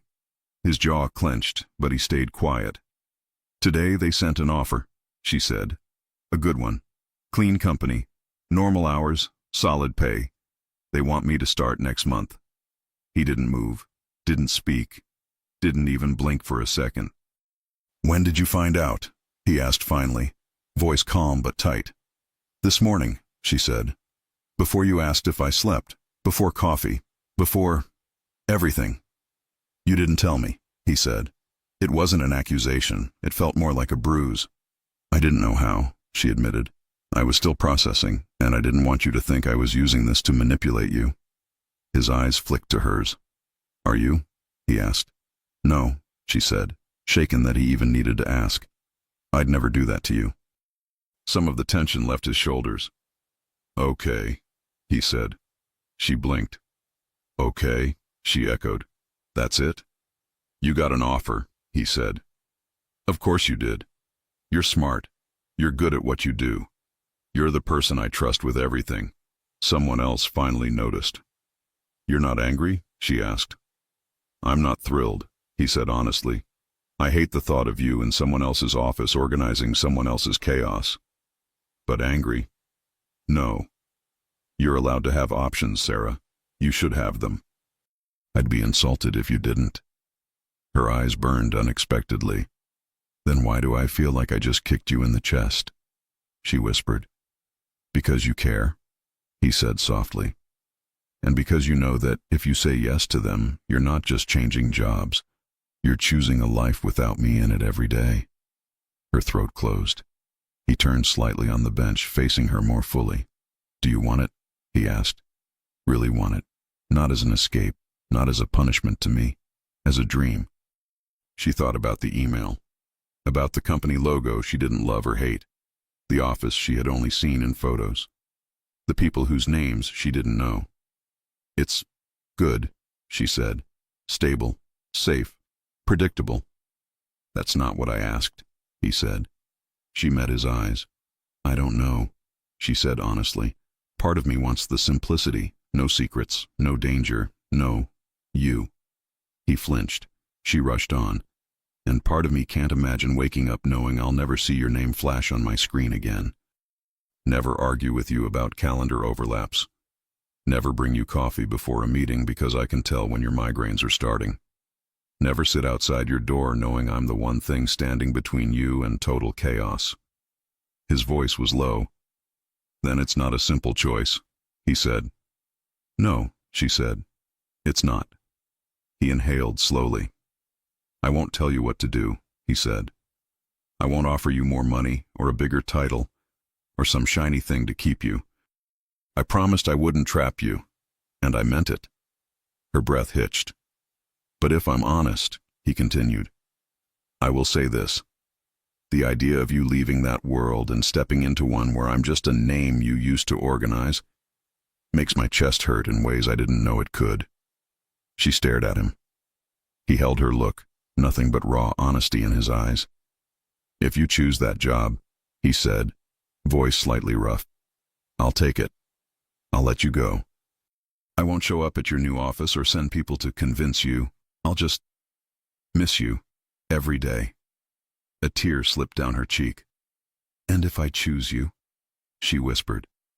He exhaled, like he'd been holding that question in his lungs. If you choose me, he said, I won't let you stand outside my door anymore. She frowned, confused. What? I don't want you to be the one outside, he said. Not the woman out there while I'm in here. Not the assistant in the hallway while I sit at the head of the table pretending you're not the reason I make half my decisions. Then he dropped the bomb. If you stay, he said, I want a different role for you. Not as my secretary, as my right hand, my partner in the business, in the office with me, in the meetings, sitting at the table, not waiting outside it. Her mouth fell open. Partner? She repeated, stunned. In the work, he said, and if you let me, in everything. Her heart pounded. That's a big change, she said. I know, he replied, but you earned it long before I admitted how I feel. You've been acting like a partner for years, just without the title. She blinked fast. Do you realize what you're saying? She asked. Do you realize how different that is from assistant? Yes, he said. I also realize that if you leave, I'll be looking at that empty chair outside my office, knowing I lost the woman I should have brought in instead of keeping at a distance. Her eyes filled. He reached out very slowly, giving her time to refuse, and brushed away the tear with his thumb. I'm not asking you to choose tonight, he said. Take the offer, read it, talk to them, talk to me. But whatever you decide, do it for you. Not for me, not against me, for you. She sniffed, laughing weakly through the tears. Why are you being so good about this? She asked. You do know you're terrifying, right? You could make a few calls and have them lose my resume. He gave a short, humorless laugh. I thought about it, he admitted. For about 5 seconds. Then I remembered the face you made at the pool and realized that if I ever did that, I'd lose you for real. Her lips curved, even as tears kept falling. You're learning, she said softly. I have the best teacher, he replied. They sat there for a moment, everything raw and quiet. Finally, she inhaled shakily. They want an answer by Monday, she said. I told them I'd think about it over the weekend. He nodded once. Then you have time, he said. And so do I. To do what? She asked. He held her gaze. To show you what it looks like when you're not just anything in my life, he said. Not just an assistant. Not just a woman I'm jealous over. But the person I choose every day. Her chest twisted. Matteo. Walk with me, he said, standing and offering his hand. If this is our last week together, I'm not spending it on a bench. She looked at his hand. Warm, steady, waiting. She slid her fingers into his. They fit so naturally it scared her. They walked through the park as the light faded, the city humming around them, talking about small things for a while, childhood stories, embarrassing moments, favorite movies. Nothing about job offers, nothing about empires. Just two people who, for a few minutes, let themselves pretend they weren't standing at the edge of a decision that could rearrange both their lives. That night, after she went home and he drove back to the mansion, they both sat in front of screens they didn't want to look at. She opened the job offer again. Salary, benefits, responsibilities. He opened his laptop and called his lawyer. I want a new contract drafted, Matteo said. Position, Executive Operations Director. Duties, everything Sarah already does, plus decision-making authority. Salary, higher than any offer she's likely to get anywhere else, but I'm not leading with that. This isn't about money, not this time. The lawyer hesitated. Is this about Ms. Davis? He asked. Yes, Matteo said simply. And if she says no? Matteo's jaw tightened. Then I file it away and never show it to anyone, he said. And I find out if a man can function without the person he was stupid enough to push away. The lawyer cleared his throat. I'll have a draft ready by tomorrow, he said. Good. Matteo hung up and leaned back, rubbing a hand over his face. Across town, Sarah closed her laptop without answering the offer yet. She lay down in bed, staring at the dark ceiling, heart pulled in two directions. A clean, quiet office she could walk into without her chest tightening. Or the man whose voice alone could make her feel like the rest of the world had gone silent. She didn't know yet which life she would choose. But she knew this much. Whatever answer she gave on Monday wasn't just about a job. It was about who she wanted to be. The woman who walked away for safety. Or the woman who risked her heart on a mafia boss who was learning, one painful step at a time, how to love someone without breaking them. And somewhere between job offers and new contracts she didn't know existed yet, both of them fell asleep with the same thought. Please let them choose me. They just didn't know that the next time they met, the choice would no longer be something they could ignore. It would be standing between them, impossible to avoid. And one of them would finally have to say it out loud. Monday came too fast. Sarah woke before her alarm, heart already racing. This was the day. The company from the email had reminded her on Friday. We'll need an answer by Monday, end of day. We're excited about the possibility of you joining us. Excited. She wasn't sure she was. She poured coffee and stared at her laptop on the kitchen table like it might bite her. She could hear Emma's voice in her head. Don't choose out of fear. Don't stay out of fear. Choose out of truth. Her phone buzzed. She didn't need to look to know who it was. Matteo, good morning. I know today is important. I'm not asking you for an answer. I just want you to know I'm thinking about you. She exhaled slowly. Then another message. If you're willing, I'd like to see you before you reply to them. At the office. One last time, even if you're only coming to say goodbye. Her chest tightened. The office, her chair, her desk, their world. She typed, what time? His response was immediate. Any time you choose. She looked at the clock. It was only 8 a.m. 10 a.m., she wrote. I'll go in at 10. I'll be waiting, he replied. She stared at the screen a moment longer, then closed the laptop over the job offer without answering it. Not yet. The building felt the same. Glass doors, security desk, elevator ping, familiar smell of coffee and paper. But as soon as she stepped out onto their floor, the air changed. People looked up. Some smiles, some relief, some curiosity. "Sarah," one of the accountants whispered. "You're back?" She smiled politely. "Just visiting," she said. Her heart pounded harder with every step toward his office. Her chair was still there, her desk, her pen, her plant that someone had clearly watered. Someone had also left a sticky note on the monitor. "We miss you." Also, the printer hates us now. Accounting. She almost laughed. Almost. She didn't sit. She walked straight to his door. It was closed. She lifted her hand to knock. Before she could, his voice came from inside. "Come in, Sarah." Of course he knew it was her. She opened the door and stepped in. He was standing by the window, suit jacket off, sleeves rolled up, tie loosened. A contract sat on the desk between two folders. His eyes went straight to her. Every time she saw him after a few days apart, he looked a little different. Less like Mr. Conti, more like the man who cooked pasta barefoot and paced outside her door. "Hi," she said. "Hi," he replied. For a moment, neither moved. Then he nodded toward the chair across from his desk. "Sit," he said softly. "Please." She sat. He walked around the desk, not to sit behind it, but to lean against the edge, closer to her level. Everything about him was more open today, less distance, less armor. "Did you sleep?" he asked. "Barely," she admitted. "Me neither."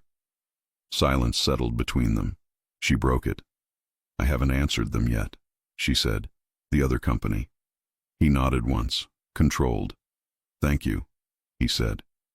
"For what?" "For giving me a chance to speak before you decide," he said.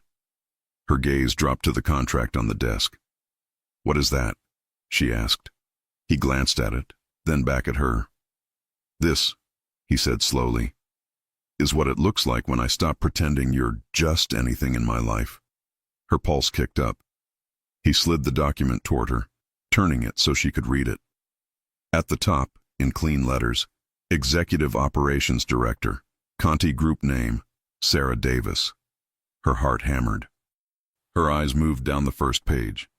Job description, strategic decisions, authority in operations, approval power on contracts, seat at all high-level meetings. It was not an assistant role. It was a partner in the business role. Her throat dried. "You did this?" she asked. "Yes," he said. "And my lawyer still thinks I'm insane." She let out a shaky half-laugh. "This is more than I expected," she said honestly. "It's what you've been doing without the title," he replied. "I'm just catching up." She looked up at him. "This won't fix what you did at the pool," she said quietly. "I know," he said. "This isn't an apology contract. You already got my apology. This is alignment between what you mean to this place and what's written on paper." She swallowed. "What about the heart part?" she asked softly. "Because we both know this isn't just about work." His eyes darkened. "No," he said. "It's not." He pushed away from the desk and came around to sit in the chair beside her instead of behind the desk. Close, not looming. "At the park," he said, "you asked what it would mean if you chose me. Not just the job. Me." She nodded. "I've been thinking about that all weekend," he continued. "Not as a boss planning a promotion. As a man planning a life." Her breath caught. He didn't look away. "If you choose them," he said, "I will miss you.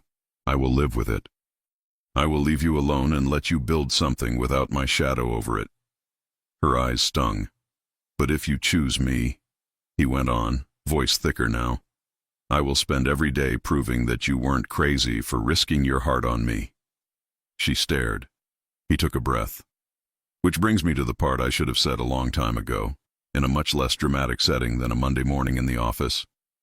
He leaned forward a little, forearms resting on his thighs, hands clasped. I love you, Sarah Davis. The words landed like a physical thing. Her lungs forgot how to work. He held her gaze, no turning back now. I tried to ignore it. He went on quietly. I tried to bury it under work, meetings, anything I could control. I told myself you were essential, necessary, important in a professional way. But the truth is, somewhere between your first day with that wrong name tag and last week when I watched you walk away from my pool, something happened. His voice dropped. I fell in love with you. A tear slid down her cheek before she could stop it. He didn't reach for her yet.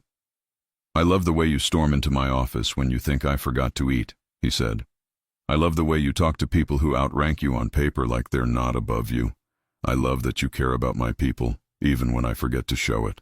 I love that you make my house feel less like a fortress and more like a home just by being in it. More tears joined the first. I love that you argue with me, he added, a small, rough laugh leaving him. I love that you look at me like a man and not just a name people whisper about. I love that losing you terrifies me more than any enemy I've ever had. He exhaled, shoulders dropping some of their constant tension. I'm in love with you, he said simply. And I don't want you to go. The room went very quiet. The city outside might as well not exist. Say something, he whispered after a long moment. Even if it's too late, just something. She laughed through the tears, a broken little sound. It's not too late, she said. That's the problem. He blinked. It's not? No, she said, shaking her head, wiping at her cheeks. I tried to prepare myself for this conversation. I tried to imagine what it would be like if you didn't care. Or if you did, but not enough. And instead you sit here and say everything I was afraid to admit I wanted to hear. He swallowed hard. Then what's stopping you? He asked. Is it the other job? She looked down at the contract again. Partly, she admitted. It's a good offer. It's security. It's a normal life. And me? He asked. You are everything but normal, she said, a shaky smile appearing. You are risk. You are intensity. You are late nights and heavy decisions and the best feeling I've ever had when I walk into a room. His breath hitched. But you're also the man who stood in my doorway and said he couldn't breathe at the thought of losing me, she added softly. The man who cooked for me and gave me a room with books I like. The man who paced outside my door like a restless teenager just to make sure I slept. He closed his eyes briefly, like he was trying not to drown in her words. So, she said, voice trembling, I guess I have to decide whether I want a clean life. She lifted her eyes to his. Or a life with you. Time stretched. He didn't move, didn't push, didn't bargain. He just watched her, heart in his eyes. She took a breath, feeling the weight of it settle in her chest. I read the other offer 3 times, she said. I imagined myself walking into their lobby, meeting their team, learning their systems, and every time something felt flat, safe, but flat. He gripped his hands tighter together to stop himself from reaching for her. Then I imagined not coming here, she went on. Not seeing this desk, not hearing my name in your voice, not getting annoyed when you ignore your lunch. Not us. Her voice broke. And it felt like losing color, she whispered. He stared at her. I don't want a life without color, Mateo, she said. I want a life where I am scared sometimes, but never because I'm unloved or disrespected. I want a life where the man I choose chooses me, every day, even when it's hard. His eyes burned. Can you be that man? She asked. Not perfect, not always calm, but mine? He didn't hesitate. Yes, he said, voice rough. Every day, in ways I know how and in ways I'm still learning. I will make mistakes. I'll mess up. But I will not stop choosing you. Tears blurred her vision again. She laughed through them, shaking her head. Then I guess I have my answer, she whispered. He froze. You do? He asked. She nodded. I'm choosing you, she said. For a second he didn't seem to understand. Then it hit. His face changed, the tension, the fear, the walls, all cracking at once. You're staying? He asked, needing to hear it clearly. I'm staying, she said. Not just as your assistant, as your partner, in this office, in your life. If you really mean everything you just said. He let out a breath that sounded almost like a laugh and a sob tangled together. I meant every word, he said. He moved then, slowly, but with purpose. He reached out, giving her time to back away, and when she didn't, he cupped her face in his hands. She leaned into his touch like she had been waiting for it forever. I love you, he said again, more certain now. And I am so unbelievably grateful you're crazy enough to love me back. She smiled through tears. Who said I love you back? She teased weakly. His eyes widened. Do you? He asked, suddenly nervous. She laughed softly. Yes, idiot, she whispered. Of course I do. I've been in love with you longer than I want to admit. You were just too busy glaring at your calendar to notice. A broken, joyful sound left his chest. Say it, he said, eyes locked on hers. Please. She didn't make him wait. I love you, Matteo Conti, she said. Even when you cancel pool parties, even when you don't sleep, even when you drive me insane, I love you. He kissed her. Not like the hesitant first kiss in the guest room. This one was full. Sure, relieved. She melted into him, hands gripping his shirt, his thumbs brushing away the last of her tears. There was nothing rushed or rough in it. Just promise. When they finally pulled apart, foreheads resting together, both breathing hard, he whispered, Please tell me you're going to email them. She laughed breathlessly. I am. Now, he said, before I think this is a dream. She pulled back, still smiling, wiped her face with the back of her hand, and stood. He stood too, watching. She walked to his desk, opened her laptop, the one she had used 1,000 times for schedules and reports, and this time opened her personal email. The job offer sat there, waiting. She clicked, reply. Her fingers hovered over the keyboard. He came to stand beside her, close enough that she could feel his presence, but he didn't tell her what to write. She typed, Thank you so much for the offer and for considering me for this position. After careful thought, I've decided to decline. I truly appreciate the opportunity and wish your team all the best. She read it once, twice, then hit send. The email whooshed away. Her heart pounded. Reality hit. That's it, she whispered. I just said no to a normal life. He slipped an arm around her waist, pulling her gently against his side. No, he murmured against her hair. You just said yes to the one you actually want. She closed her eyes for a second, soaking in the feeling. When she opened them, he was looking at her with that soft, almost disbelieving fondness she was starting to recognize as his, for her only look. What now? She asked. Now, he said with a small, crooked smile, I ask you to officially sign that new contract. And then I take you downstairs and tell everyone you're not just the woman who saves my schedule. You're the woman who saves me. Her cheeks flushed. You don't have to tell them about us, she said. I know I don't have to, he said. I want to. I'm not hiding you, not in this office, not in my life. Her eyes shone. Careful, she joked softly. People may start thinking you have a heart. They can think what they like, he replied. I know who it belongs to. She swallowed hard. He put the contract in front of her. Take your time, he said. Read it. Tear it apart. Negotiate it. You taught me well. She laughed, picking up the pen. I will, she said. You're not getting away with anything. I hope not. She read enough to see it was real, fair, generous, respectful. No hidden traps. No fine print meant to cage her. Just recognition and a place at his side. She signed. He watched as her name flowed across the line.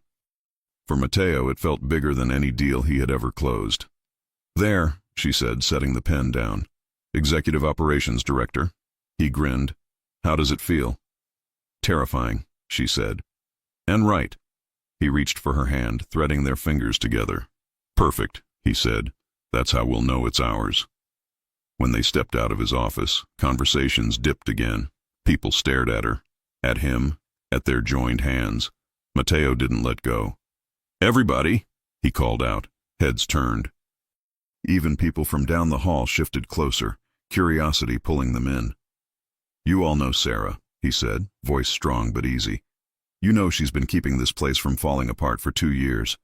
I've decided it's time her title matched what she actually does." Murmurs. He continued. "Starting today, she is Executive Operations Director," he said. "My right hand. If you need something approved, you talk to her. If she says something, it's as good as if it came from me." Eyes widened. Someone clapped, then others joined. Soon the whole floor was applauding.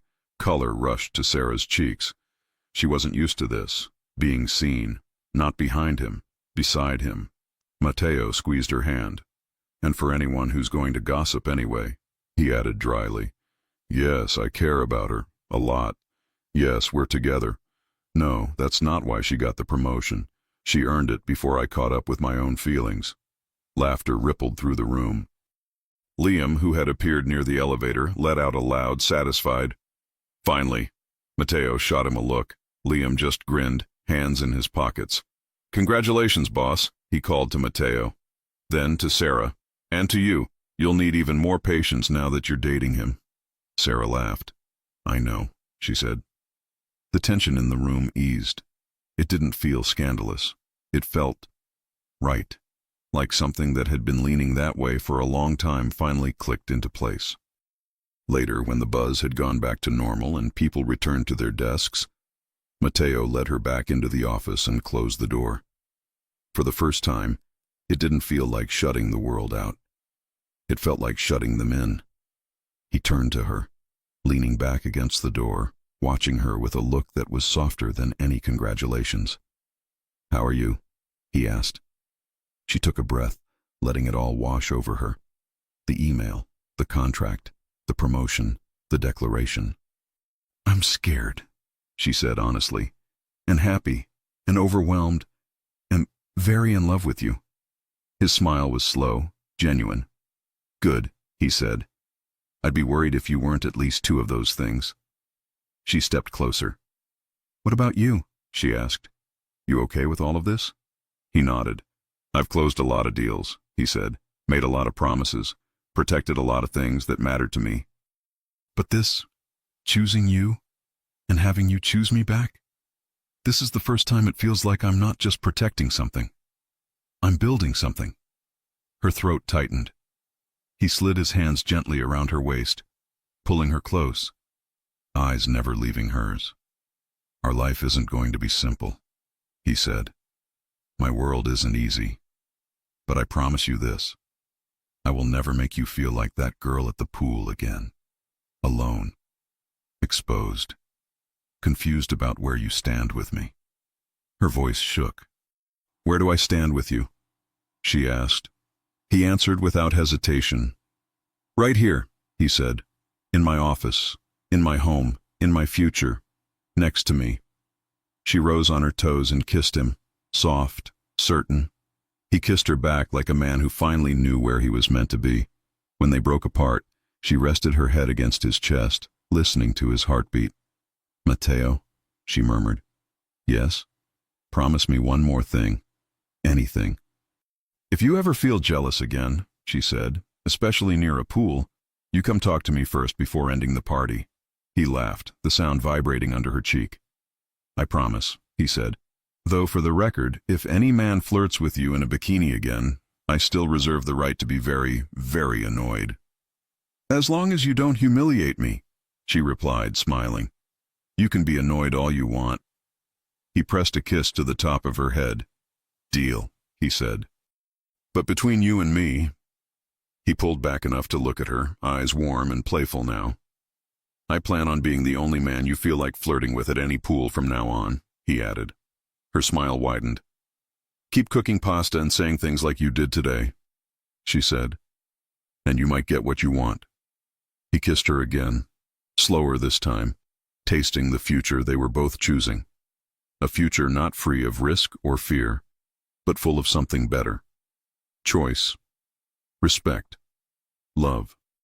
And this time, when he thought about the words, "party's over," they didn't taste like endings anymore. They tasted like the last line of a chapter. Because with Sarah by his side, there was no doubt in his mind. Their real story was only just beginning.